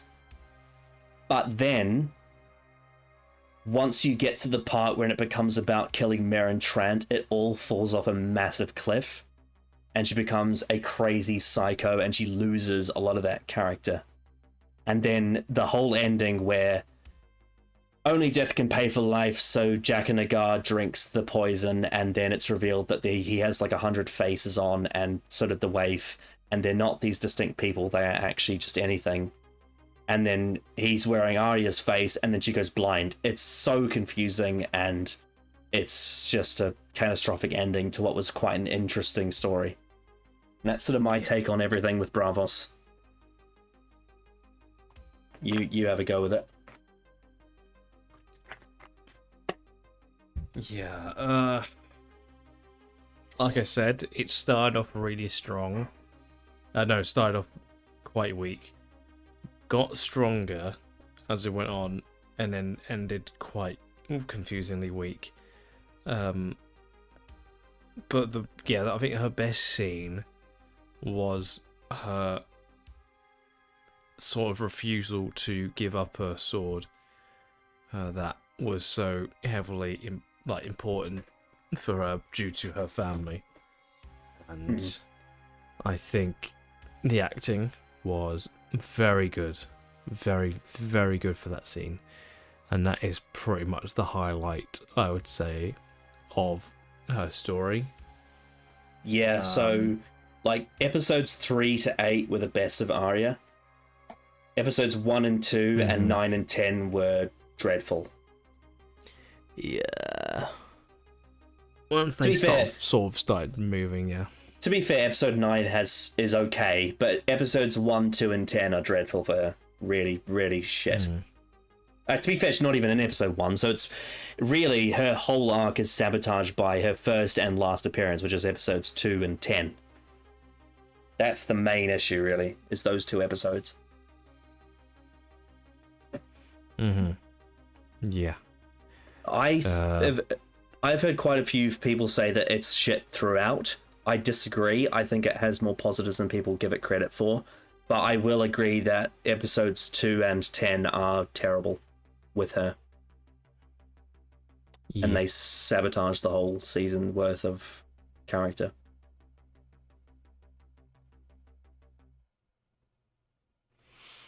Yeah. yeah, I don't know what they're going to do going forward. With, I really don't. Well, she's blind now, Oh dear. so she's basically Batman.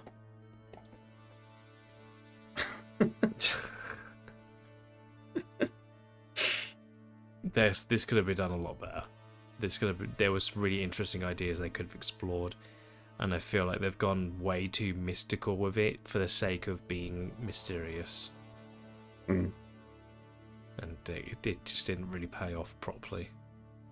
Yep, that's a shame because some of the actors involved are really strong. We have one more location to talk about, and that is Meereen. Let's start with Tyrion Lannister. Oh dear.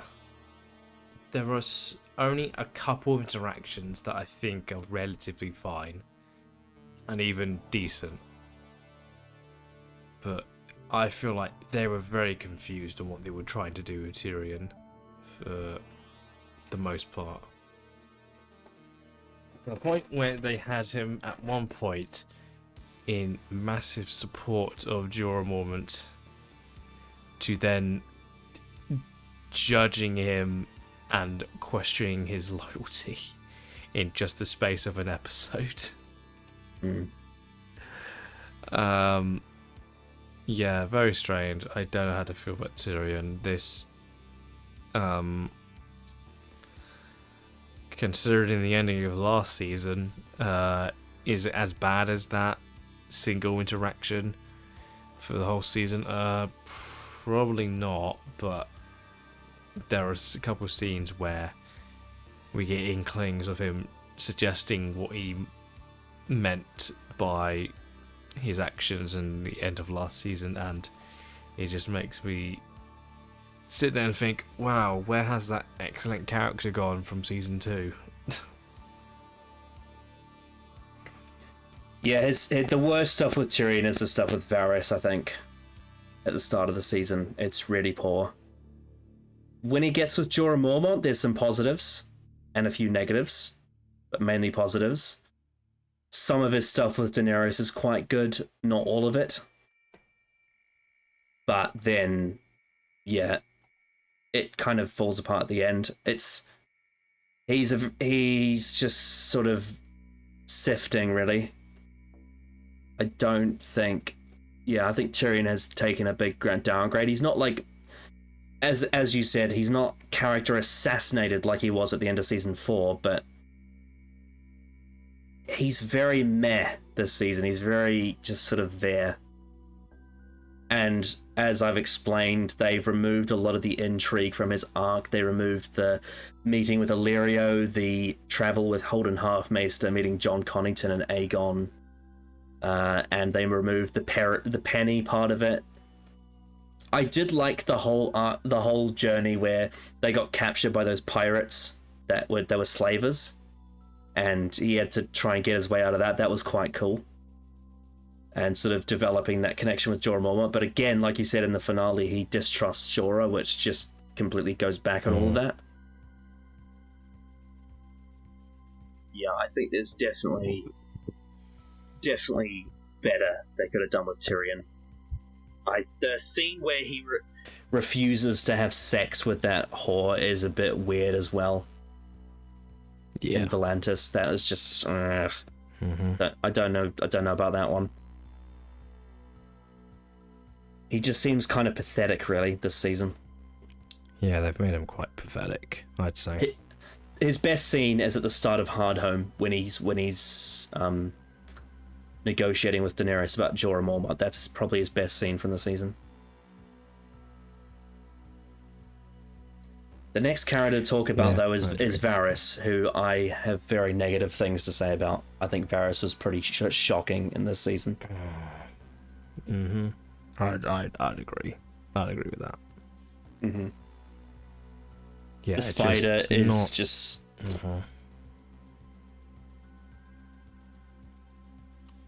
Yeah, it doesn't feel like the same character right now.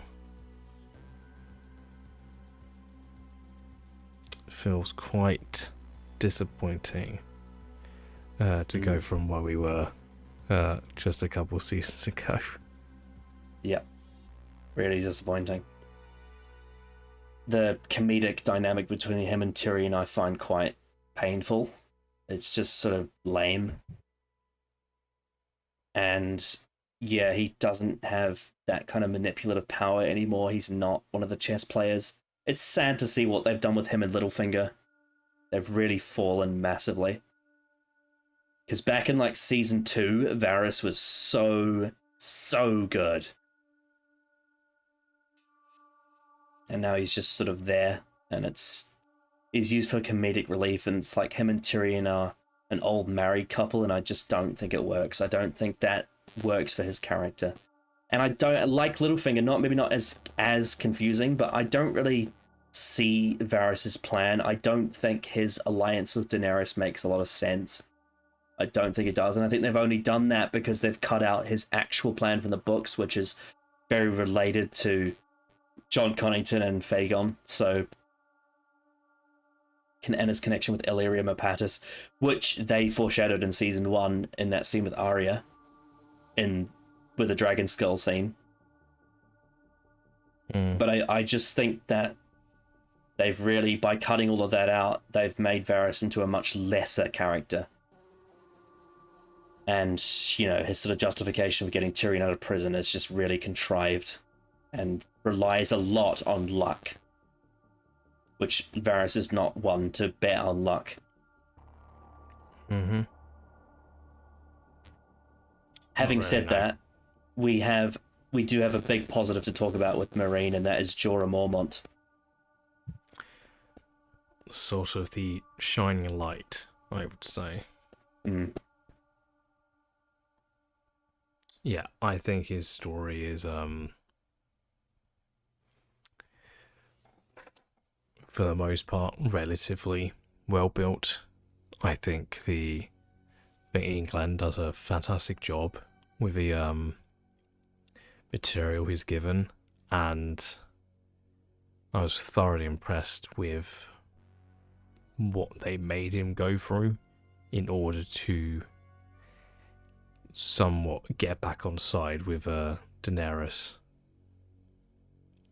Don't think it was flawless, but I think they did a pretty darn good job of that sort of slow build-up.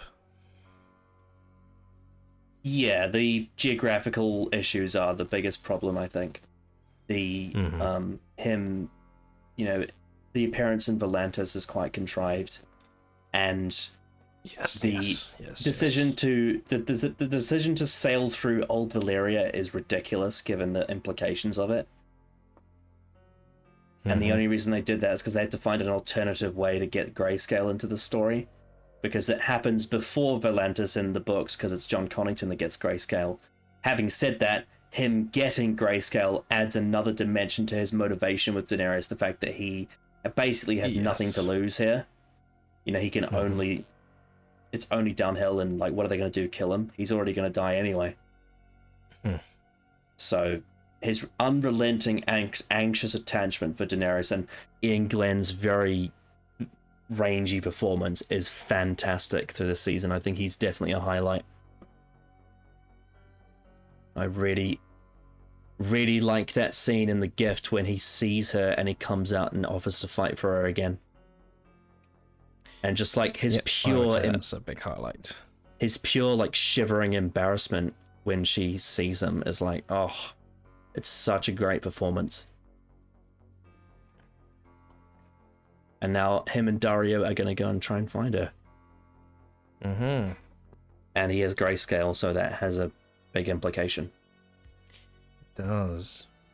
Very limited time left. Yep. So, Daenerys Targaryen, our sort of last big character to talk about. Jesus Christ. What a mess. What a mess. Big mess. Where do we even start?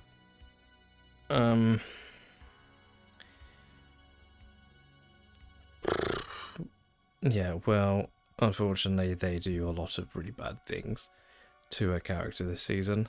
I mean, the first massive blunder is the fact that she beheads a slave in public because of the harpy. Does that. She then Sets the masters on fire. Yep, sets one of them on fire, yep. Yeah, and she is sort of seemingly very confused at times, where it doesn't really work. Forces Hesdar to marry her against his will. Yeah. And the whole thing with her dragons. Yeah, I just don't think it very much felt like, again, her story is very much on wheels. Mm-hmm. And then, of course, there's her relationship with Dario Naharis as well. Again, other than the odd scene or two, again, he doesn't do much within the story. And while his interactions with Daenerys are interesting, they don't really go much further than that. I think which is probably a bit of a shame. Probably the best scene with Daenerys is there's a conversation she has with Barristan at the top of the pyramid that's really well done. And she hears about her brother Rhaegar and she smiles. I think that's actually a really nice scene.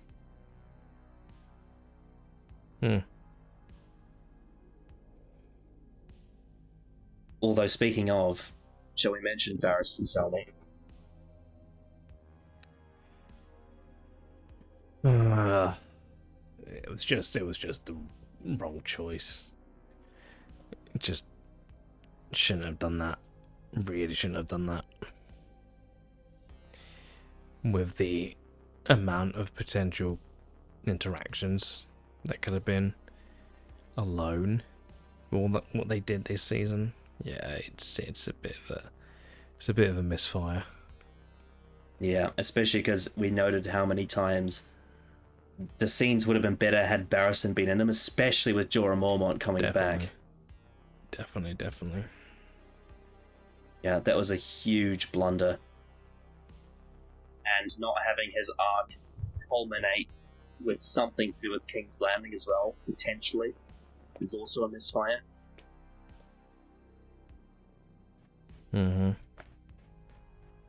Because you imagine disagree there. There's an option out there to bring his arc all the way back to Cersei again. Very much potentially, yes. And then, of course, we had Grey Worm and Missandei. Grey Worm was out most of the season because obviously he got injured in the battle. He did, yeah. I think their story together is, it's simple. It's very much not a plot material, but it's not terrible. The best part is the whole thing about the Unsullied going to the brothel to be comforted. That's the best thing from it.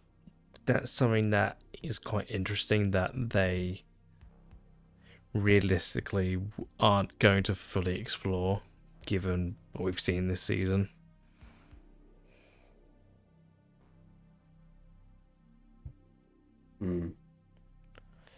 Yeah, but at the very least, that's an interesting detail to think about. Yep. It is, but they don't do too much. They definitely they develop their love though, for sure. But it's quite simple. I think the work they did with him in season 4 was a lot more compelling. Oh god, then we had bloody Hesdar Zola Rak, another character that was really good in season 4 that they've just completely ruined. He became quite pathetic. And that's sort of all they saw him as. His position as a monarch of Meereen is completely ignored and not used at all. And yeah, he gets beaten into submission, married against his will, Dario makes fun of him, and then he gets stabbed and goes out with a whimper and no one cares. No one cares. No one cares who this guy who's essentially the king of Marine has been killed. Mm-hmm. It's genuinely baffling. And getting the balance right between Hizdahr and Dario was essential to the whole dynamic, but it was too dominant on Dario's side. And like I said, Hizdahr as a potential suspect for the Harpy, with Barristan threatening him, is so much more interesting than what they did here, by having Barristan die and have Hizdahr be nothing. Because if Hizdahr was still around in Season 6, he would be a potential suspect for the Harpy, given everything that's happened. Because imagine, right, he marries Daenerys, she dies, he takes power of Meereen. That is a very plausible idea. But that's not what's going to happen, because he got stabbed. Yep, he did. The Sons of the Harpy, again, it's an interesting idea, but I just think the execution in some areas is strange. Like the scene where they're hiding in the wall, where Dario was in that scene, was very out of character. It was unneededly being a dick. Yep. And of course, the Sons of the Harpy's attack on the Colosseum was just really... Yazanzo Quaggas is the slaver who fought Jorah and Tyrion off the pirates. I thought he played his role pretty well. There was some pretty funny scenes, like when he basically got Tyrion to shut up. That was quite good.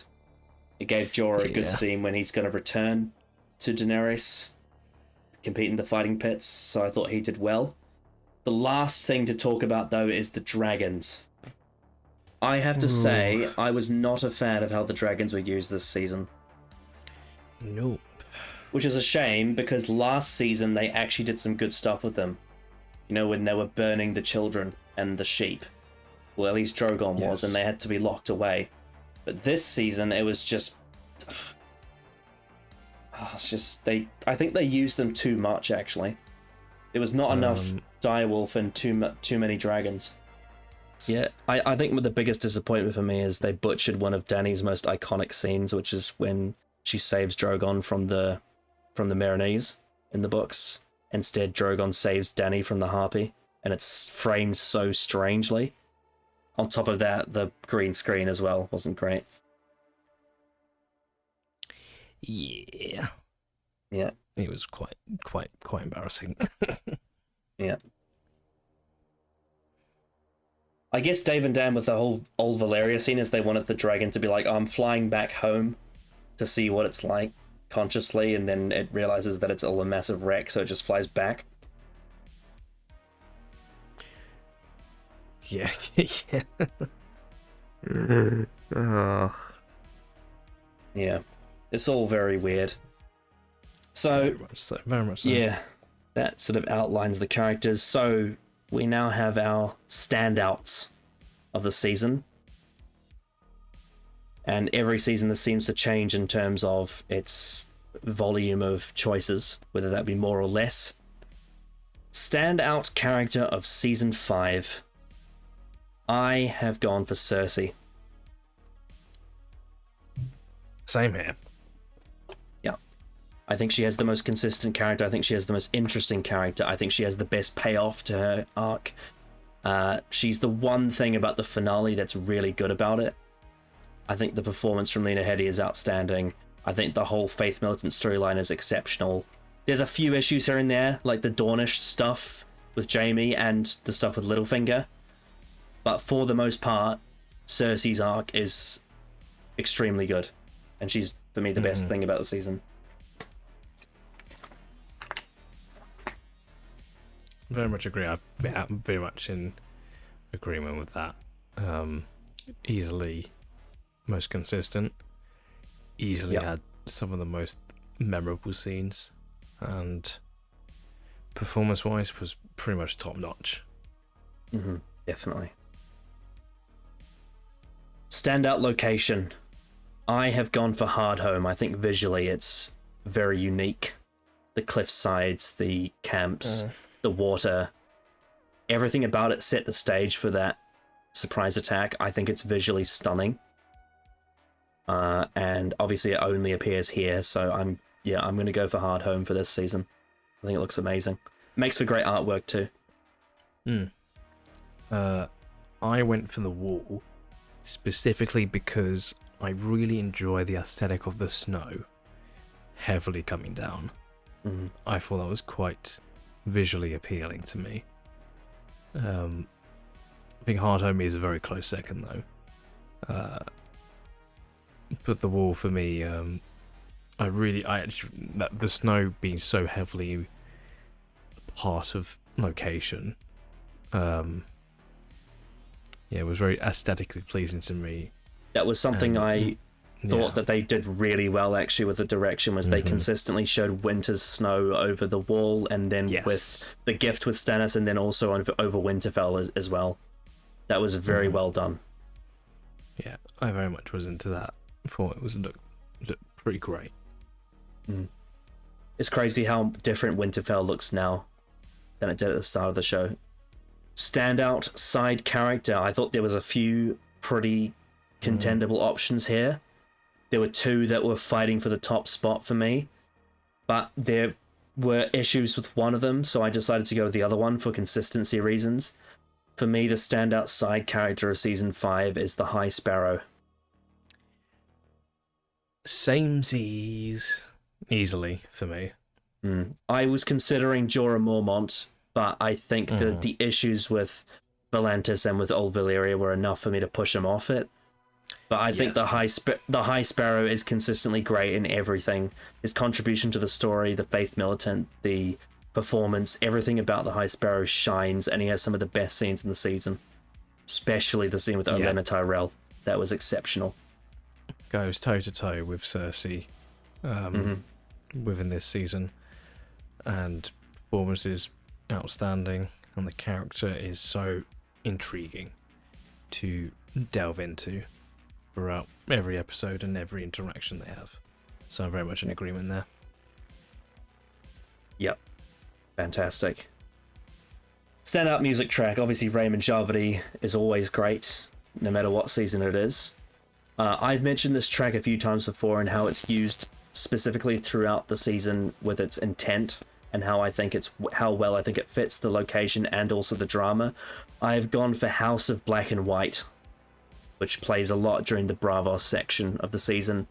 It's atmospheric, it's purposeful, it fits the Faceless Men to a T, but it's used well throughout the scenes to create specific dramatic points. I think it's so well done by Raymond, and it's very unique and different to everything else in the show, and I love listening to it as its own piece.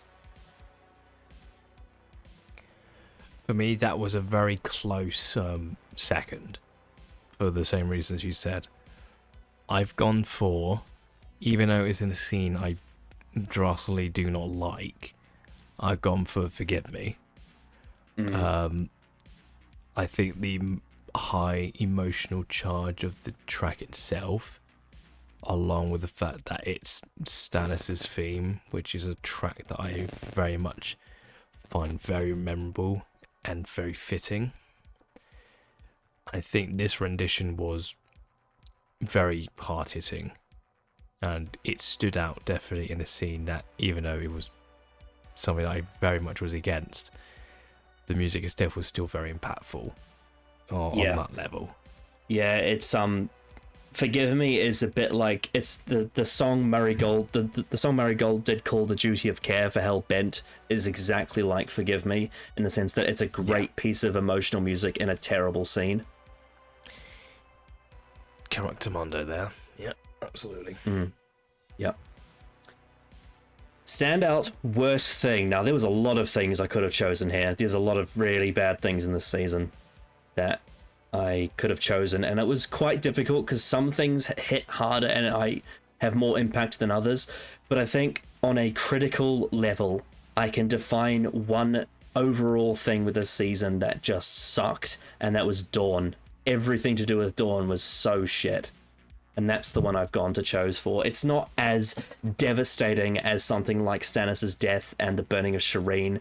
It's not as devastating as stuff like, Daenerys' inconsistent characterization, or there's other elements to the season, like Sansa being married off to Ramsay by Littlefinger, that have a more intense fault.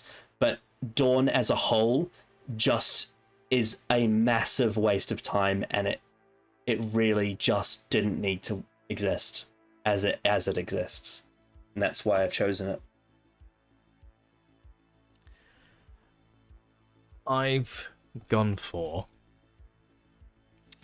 the utter botch of the main character writing. And what I mean by that is, I think the majority of our main characters' writing has not just gone sour, it has drastically gone down. The only exceptions were Cersei and Jon for me. Every other main character's writing has drastically been affected by the very poor standard of this season. Yeah, Tyrion, Daenerys, Arya, Theon, Sansa, Littlefinger, even Samwell to an extent. Bloody Stannis, Jesus Christ.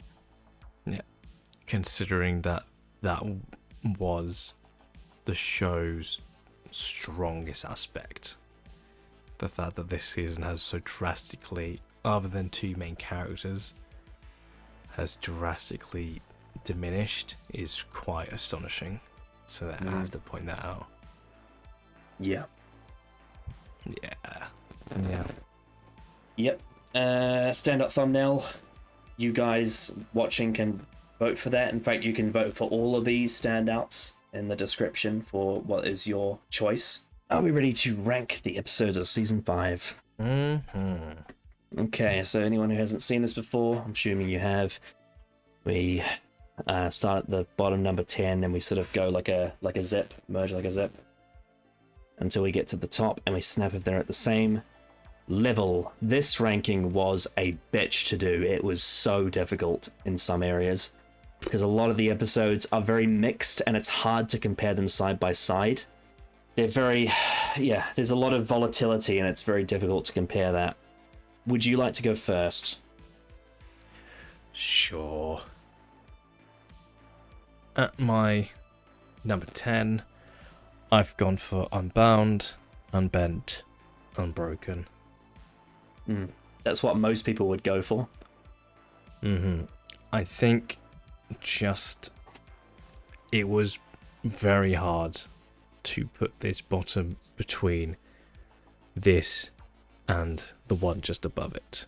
But I've put this below it for just one specific reason, which I'll get into in the next one.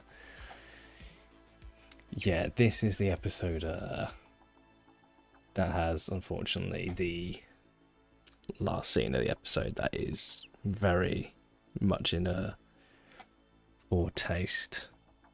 And not only that, but Dawn is also embarrassing. Very, very embarrassing, to the point where it was just incredibly unenjoyable.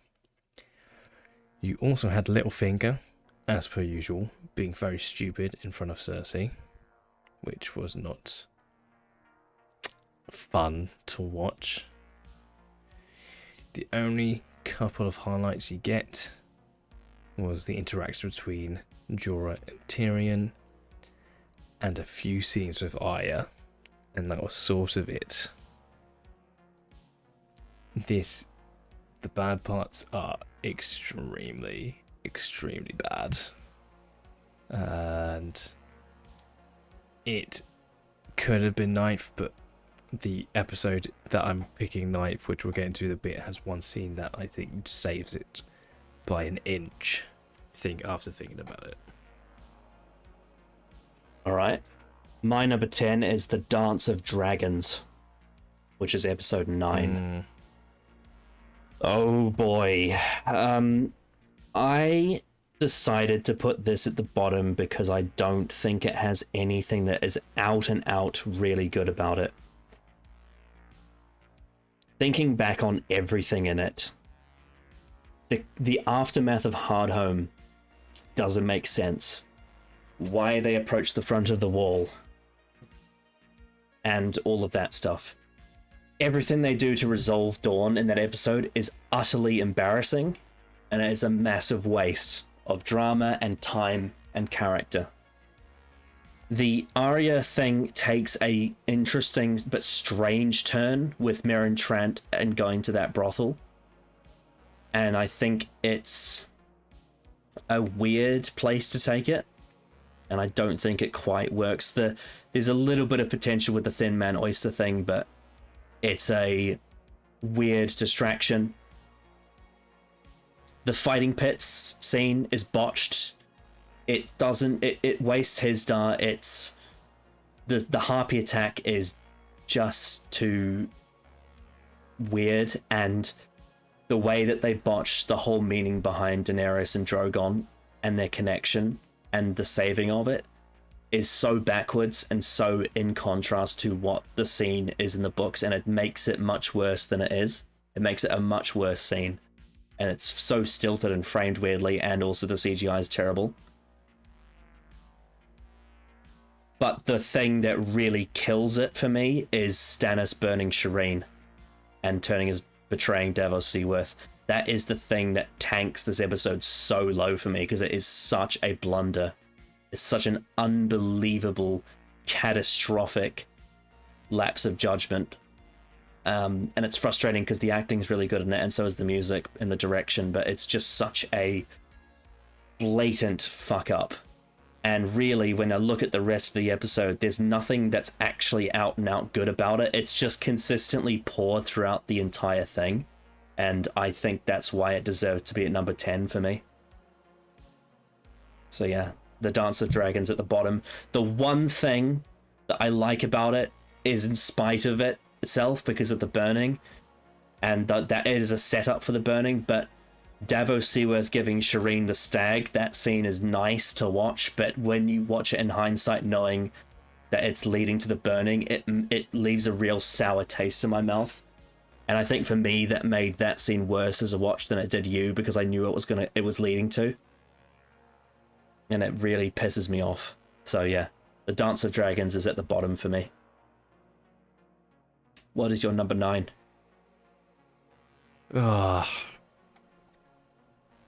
Just missing out on the bottom is Mother's Mercy. Snap. Yeah. The only reason it's not is because of the Cersei scene, and that is all. It is the one truly redeeming thing about this episode, because everything else is fucking insanely bad. It is... Had that not been there, easily this would be bottom. Very easily. Stannis and how everything goes about with him was just insufferably terrible. Everything at Winterfell, everything at Bravos, everything at Dawn, even Meereen isn't perfect. To be fair, that's a running thing anyway. Only thing that saves it is King's Landing. So yeah, just everything about it was terrible. Yeah, for everything, how it ended Stannis, how it wrapped up each and every one of its other aspects. Yeah, it's you can't defend it. And the one scene, yeah, easily could have been bottom, but it saves it. Yeah, I'm exactly the same. This would have been bottom had it not been for the Walk of Atonement. Because the Cersei stuff is so fucking good. It's an all-timer. It's like an all-time great Game of Thrones moment. Like that whole confession to the High Sparrow, the cutting of the hair, the stripping of the clothing, and the Walk of Atonement is just incredible. But then everything else is dreadful. The Dawn ending with the poison kiss is just embarrassing. The Arya Meryn Trant ending with the stabbing, the psychotic stabbing, and then the whole confusing faces thing and the blindness is just ridiculous. The Winterfell stuff with Theon, Sansa, Ramsay, Stannis is just unforgivable. Like, the Stannis stuff is some of the worst I've ever seen in the show. It's just ridiculous. and Roose Bolton basically having no part in it is silly. And the Brienne missing the candle is just so weird. Meereen is mixed. It's mainly not good. Tyrion is kind of, his character is kind of ruined a bit. And the Daenerys scene with the Dothraki doesn't have all the meaning it's supposed to. It's kind of stripped of its meaning, just like the fight pit scene from the previous episode. And whilst the Jon stuff isn't all bad, it's okay. I think it misses a lot of beats that it would improve it massively. And I think in hindsight, it's weird to watch it knowing what happens after. So yeah, I think there is a few slivers of positive, mainly the Cersei stuff, that really pushes it above the bottom spot. I couldn't, in conscious, give it number 10 just because of how good some of the highlights are, even though like 75% of the episode is bottom tier trash. So yeah, that's why Mother's Mercy is at number 9 for me. And my number 8, now this is difficult. I'm still tossing up a little bit on this one. Oh, God. I think... Oh, this is hard. Okay, I'm gonna change it. I'm gonna say number 8 is Unbowed, Unbent, Unbroken. I was considering putting it at 7, but I think upon thinking about it, I'm gonna put it at 8. I just think it's... Yes, I like the Arya stuff, and I like the Tyrion Jorah stuff in the episode. But I think the King's Landing stuff is a bit half-half, because the Cersei end of it is really good, and Olenna. But then you get to the Loras Tyrell half of it, and that's when it kind of falls for me. With the whole Oliver, Marjorie, Loras part, it just doesn't quite work. And then, of course, Dawn is abysmally bad, and the Ramsay Sansa wedding is abysmally bad. And that's the second half of the episode is really what lets it down. Oh, and obviously the Littlefinger Cersei scene is just stupid. So yeah, number 8 for me is Unbowed, Unbent, Unbroken. I know a lot of people would have it at 10, but I just think the ramifications of episodes 9 and 10, they are, for me, they're more damaging to the show than episode 6. So yeah, Unbowed, Unbent, Unbroken is my number 8. What is your number 8? My number 8 is Sons of the Harpy. Ooh, interesting. Yeah, the last scene really pisses me off. I really don't like it. I think this episode has some decent stuff. I think all the stuff in King's Landing, I think, is pretty strong.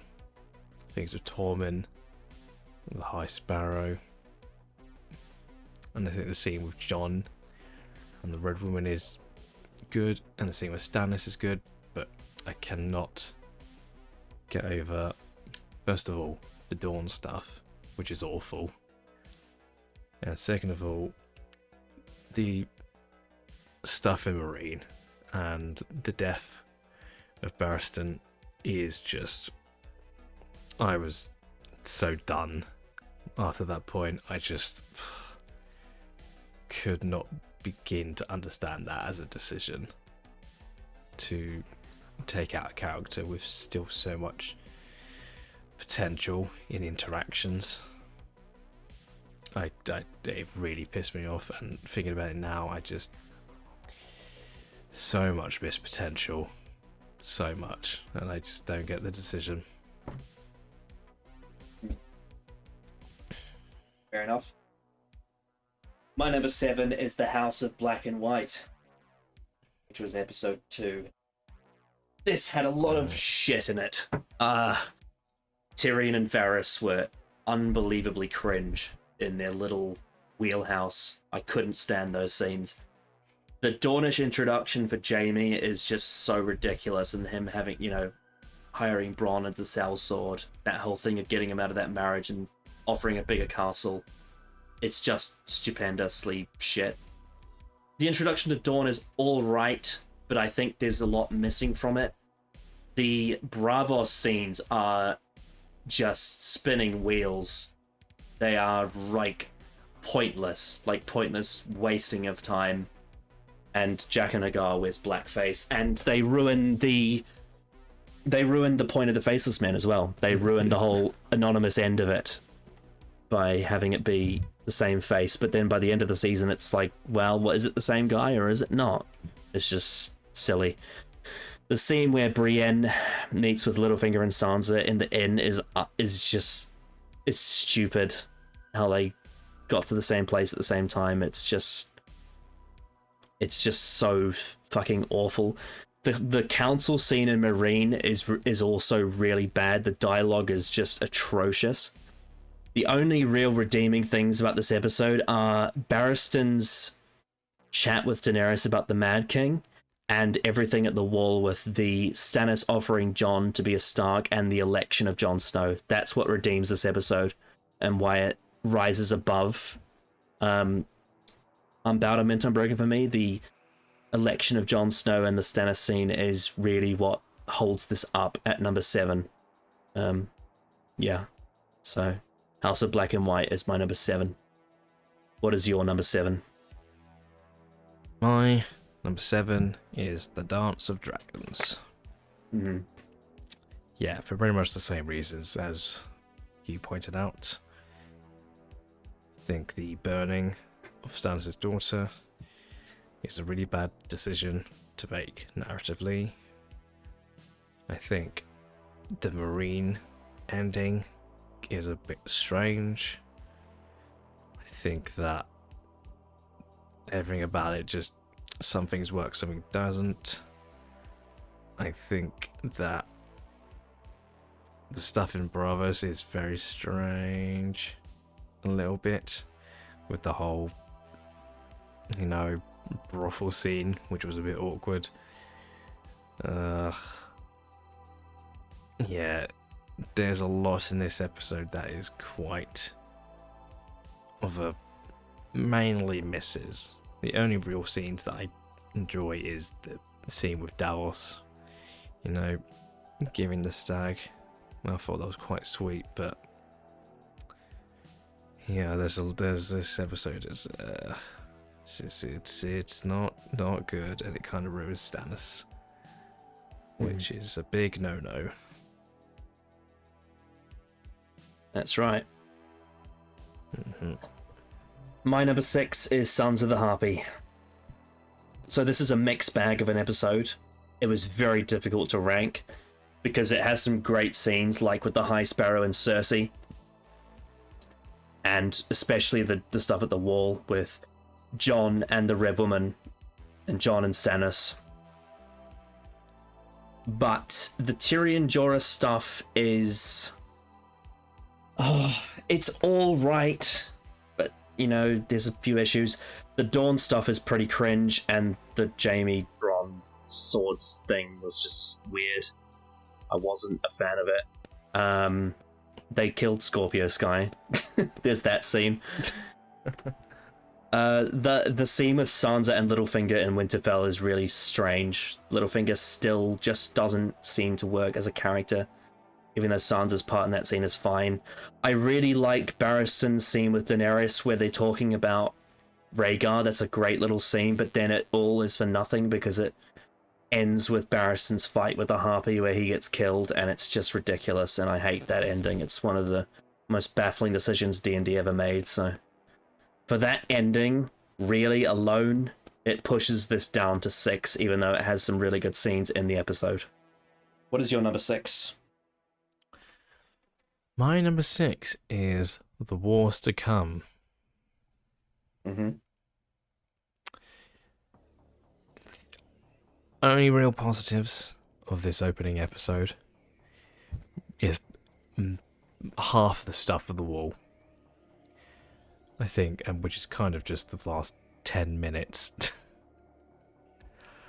I thought King's Landing's dialogue with Cersei and Jaime was really bad. Thought the interaction with Varys and Tyrion was a really bad start to the season. I thought that the scene with Marjorie, I remember being quite bad with her brother. That was a really, really bad scene. And again, marine stuff just not really clicking.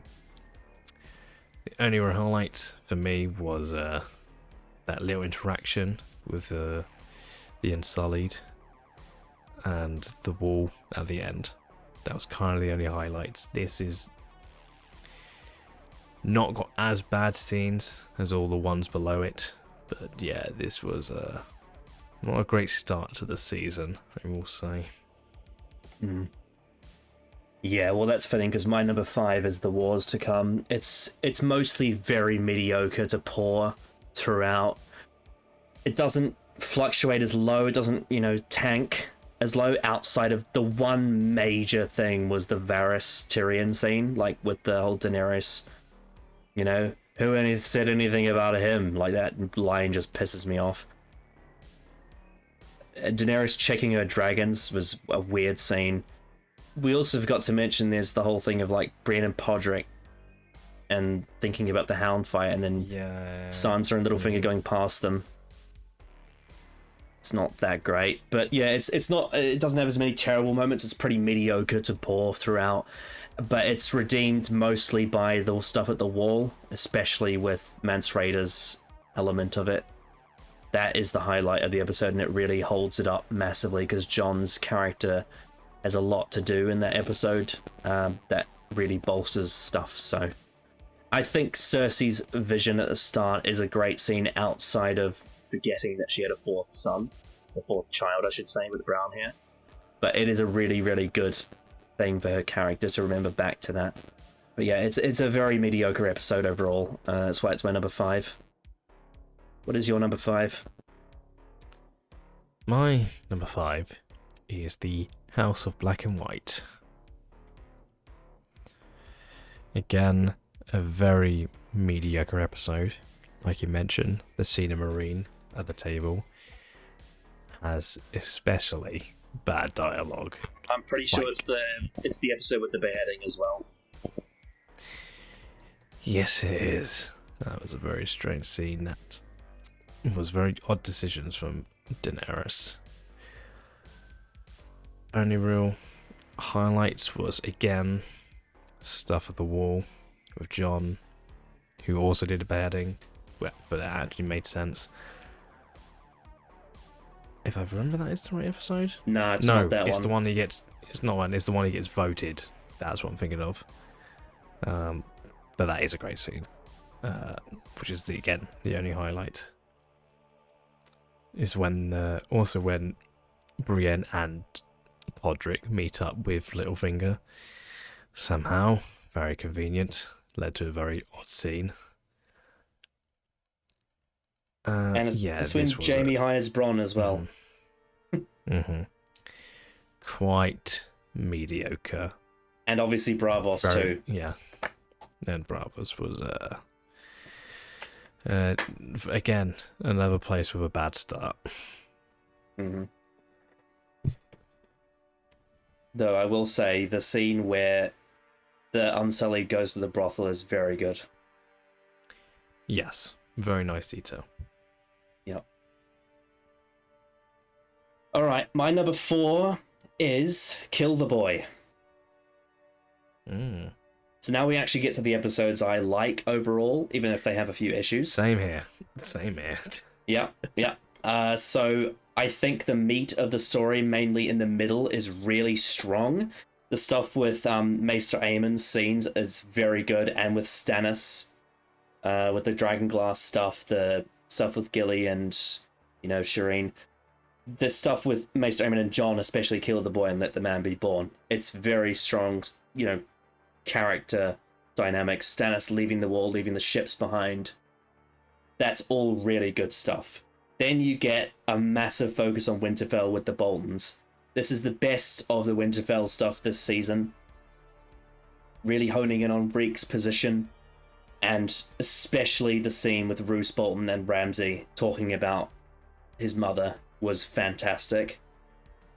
And yeah, there's just a lot of really good setup for the wedding. Unfortunately, the wedding in the next episode is terrible, but forgetting that, the stuff that happens before it to lead up to it is fantastic. And also, Sansa finding Reek in the dog kennel as well is a really good scene. But my issues with this episode consist of, firstly, Meereen. The whole thing of her burning the slave master and then proposing forcefully to Hizdar is shit. And the sort of the aftermath of Barristan's death as well. I guess you do get that scene with Grey Worm and Missandei, but I don't think it's quite on the level. It's not enough to push it. And the ending with Tyrion and Jorah going to Old Valyria geographically kind of fucks up the whole point of Valyrian steel. And it makes Jorah look stupid because the center of Valyria is a wreck. So why were they there? The Marine stuff and the Valyria stuff really lets down Kill the Boy for me, but the stuff at the Wall and Winterfell was strong, and that's what holds it up. Mm.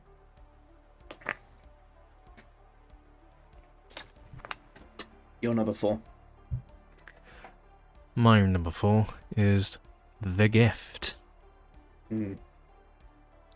Yeah, I think this was a sort of half and half episode, maybe more towards positive side.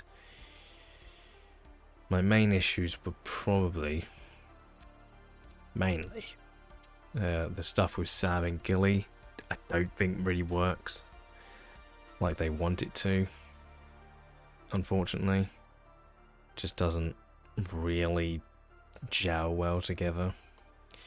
You've got Stannis being lustful for the Red Woman again, which again just not that great. You have the cell scene in Dawn, which was insanely bad.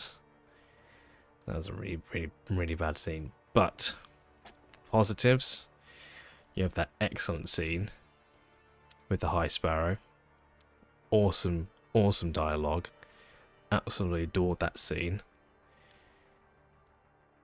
You got all the stuff with, I really liked the Jorah and Tyrion scenes, which led to the fight, which led to the reuniting of Jorah and the meeting of Tyrion with Daenerys, which I thought was quite a big moment that I think was relatively done well. And then you've got the final scene with Cersei being thrown in jail in a very, very, very well done scene as well. So in terms of positives and negatives, this was an episode that certainly had them both, but I think the highs were very, very, very well done.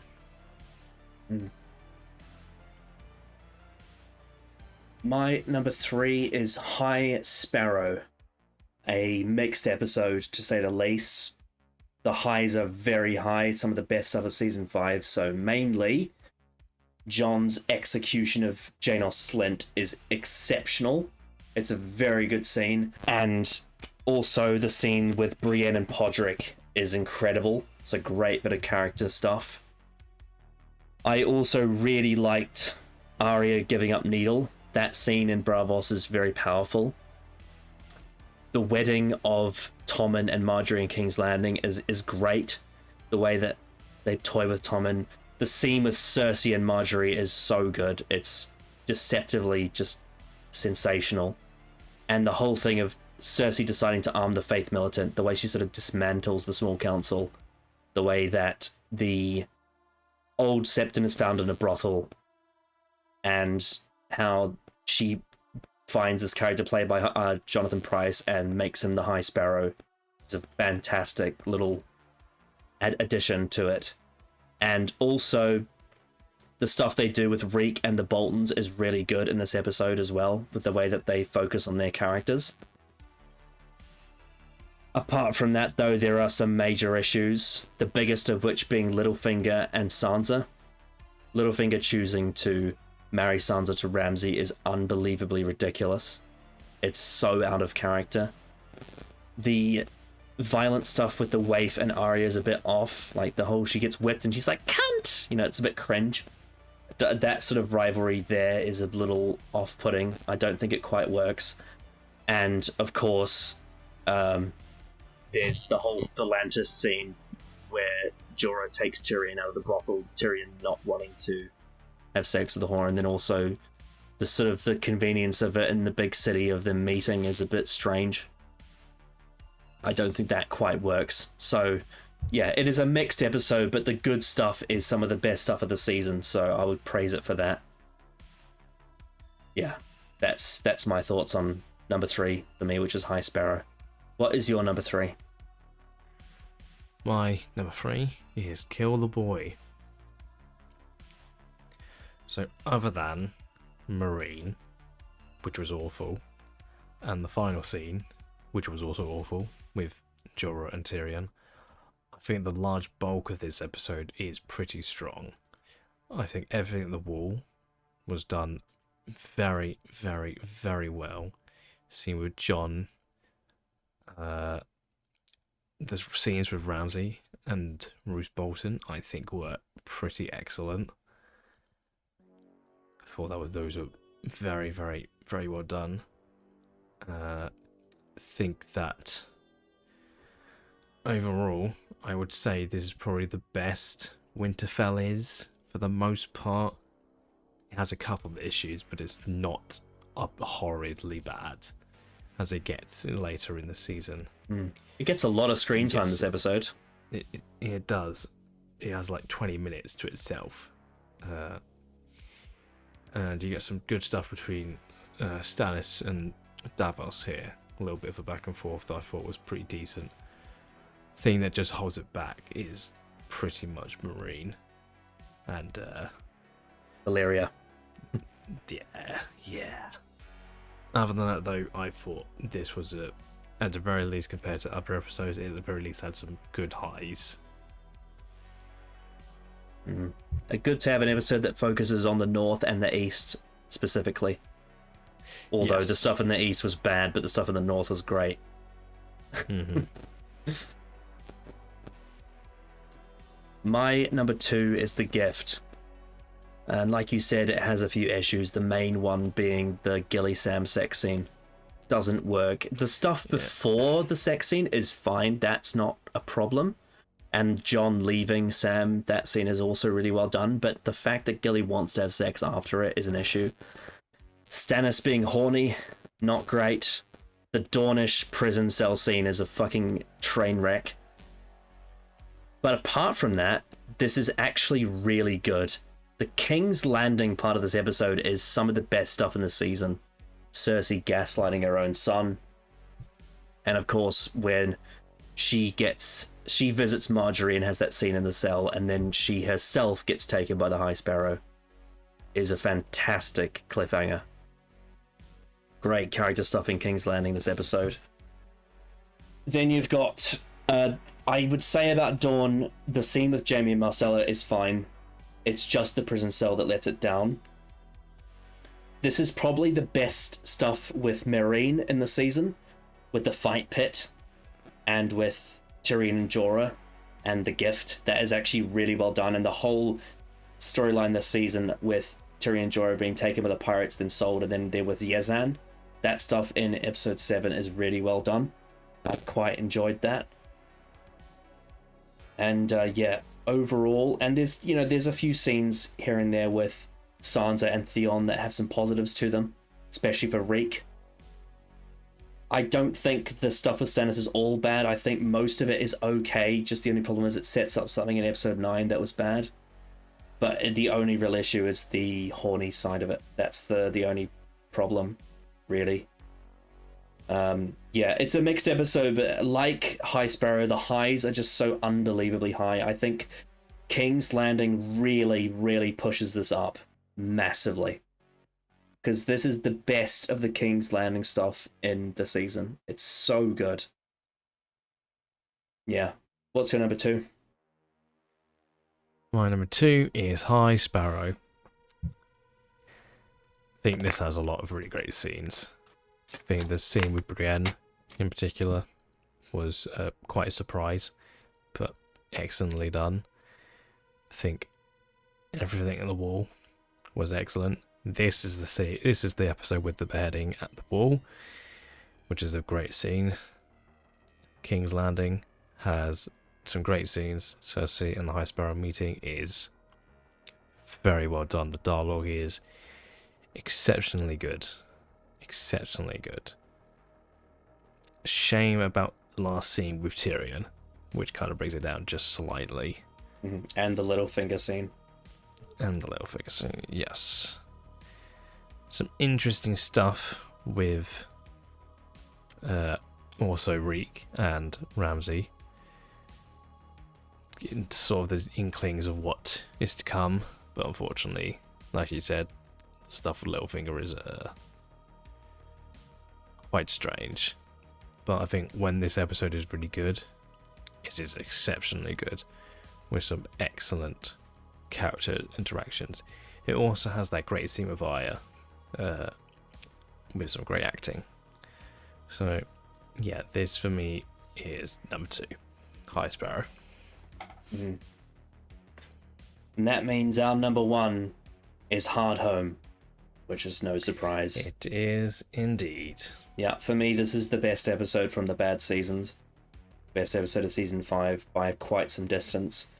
Almost every scene in the episode is really good. The only one that really sort of bugs at me a bit is the scene with Daenerys and Tyrion at the table.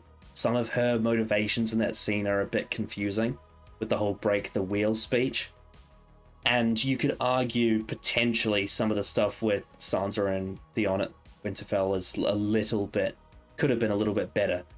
But apart from that, this is the best of Braavos, with Arya going on that mission with the thin man with the oysters. She is learning to play someone else. It's really well done. The Cersei scenes in prison with Septa Unella are masterful. Great direction, great acting. So good. Just the way she has to lick water on the floor is so disgusting. The scene with Tyrion and Jorah when they first bring them, when he first brings Jorah in with Daenerys, is a fantastic scene. The best of Tyrion of the season. Jorah's great. Daenerys is even great too. Emilia Clarke is a really good performance, especially when Jorah leaves the room. It's very good stuff. Probably the best in Meereen. I'm ashamed that Barristan wasn't there. The scene with Ollie and Sam is fantastic. Really, really good for the conflict of the wildling thing. But of course, the highlight of the episode is Hard Home itself, with Jon, the wildlings, the White Walkers. It's one of the best 20 minutes of Game of Thrones, I think. It has a couple of very minor problems, but on the whole, it's a exceptional scene. And I did a big breakdown of how it thematically relates to natural disasters and climate change in the episode review, so that can be viewed on that video. I think Hard Home is exceptional, and it's just a couple of notches below being, a legendary episode. I think there's just a few season 5 related issues that hold it back, but it is by far the best episode of season 5, and I know some people will disagree with me on this. I think it's better than everything from seasons 6, 7, and 8. And I know that's a bit of a hot take in some circles, but I have reasons for that. I think Hard Home is great. And that's my reason for why it's at number 1. Mm-hmm. Yeah, I pretty much echo the statements there. I think this is, by and large, easily the most impressive this season gets. Like you said, the opening scene I think is excellent. Tyrion is probably here this most consistent. Emily Clarke does a great job. Jorah Mormont is great. Everything with Cersei in prison is very well done, which obviously leads into episode 10. Even Braavos is quite interesting in terms of how they present the stuff they're doing. I think it's quite interesting. I think that Hard Home in of itself is very impressive for what they wanted to achieve, and great credit must be given to D&D for doing this, because they get a lot of flack, and rightfully so, but this is very impressive what they managed to achieve. Yeah, it's also they created this scene based off an idea, but it's not something that they've adapted. Yes. Easily one of the most impressive scenes they've done from an originality sort of standpoint.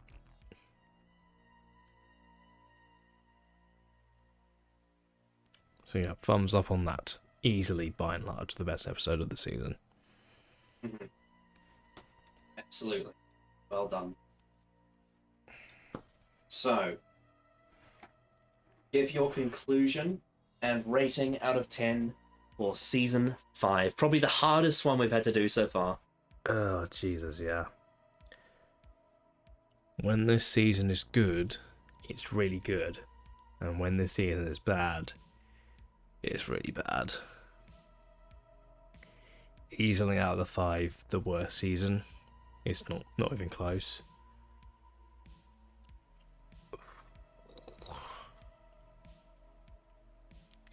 Realistically, with the standard the show is, and the amount of episodes, I would give very low rankings and low ratings. This is probably, as a whole, as a season, this is like a 4 out of 10.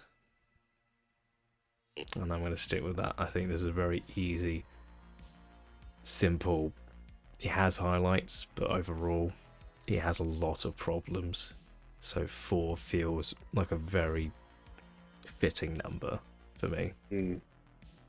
Yeah, going into this recap, I was thinking this is sort of a middle because it's a mix of really good and really bad. And whilst I still stand by that idea, the major implications and the points of the season that are supposed to be important, such as the first 2 episodes and the last 2 episodes especially, they are the points where there's a lot of issues, and a lot of the stuff that is good is the less significant stuff, which means that the bad stuff really, really weighs it down compared to the good stuff lifting it up in a lot of places.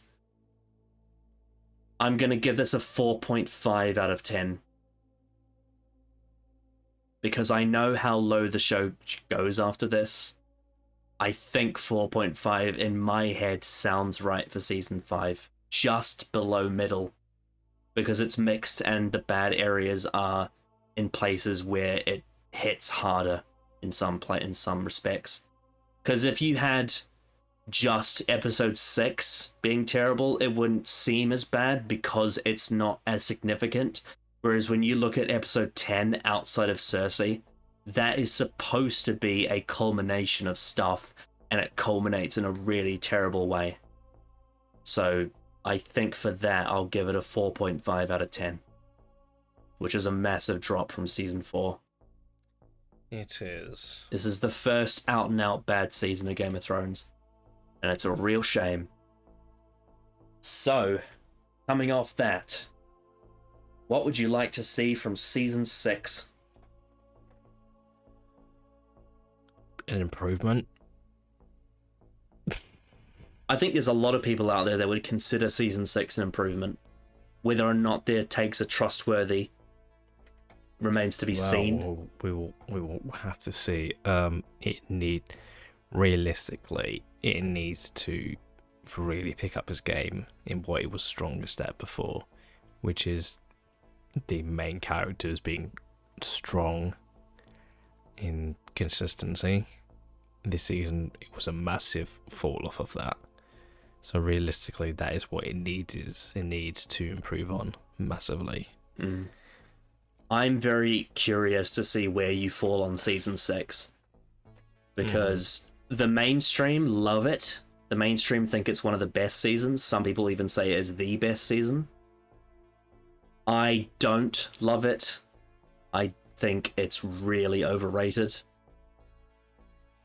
However, as I've said before, it does have my favorite piece of music in the show. So there is that to look forward to. There is that. And also, the budget increases as well, so there's going to be much better visual standard for the next season compared to this one. So there is also that too. It looks better than season 5, and yeah, there is that. But I feel like season 6 is when Game of Thrones starts to really feel like a mainstream show, and it's less unique. That's my sort of take on it. Not spoiling any details. And then you get to season 7, which you've seen the first episode of, and Jesus Christ, it's really mainstream by that point. But yeah, I'm looking forward to reviewing season 6 because I have quite a few hot takes on it. I think I disagree with a lot of the positive consensus around it. Whenever I talk to, some of the more casual people who've seen the show, they'll often say to me like, oh, seasons 1 to 4 was a masterpiece, season 5 was shit, and then season 6 brought it all back and it was great again. And I just don't see it that way. I don't see season 6 in the same light as everyone else. So yeah, that's going to be interesting to really break down. But like season 5, it is a mixed bag and there is some positives to look forward to. So I will give you that, at least.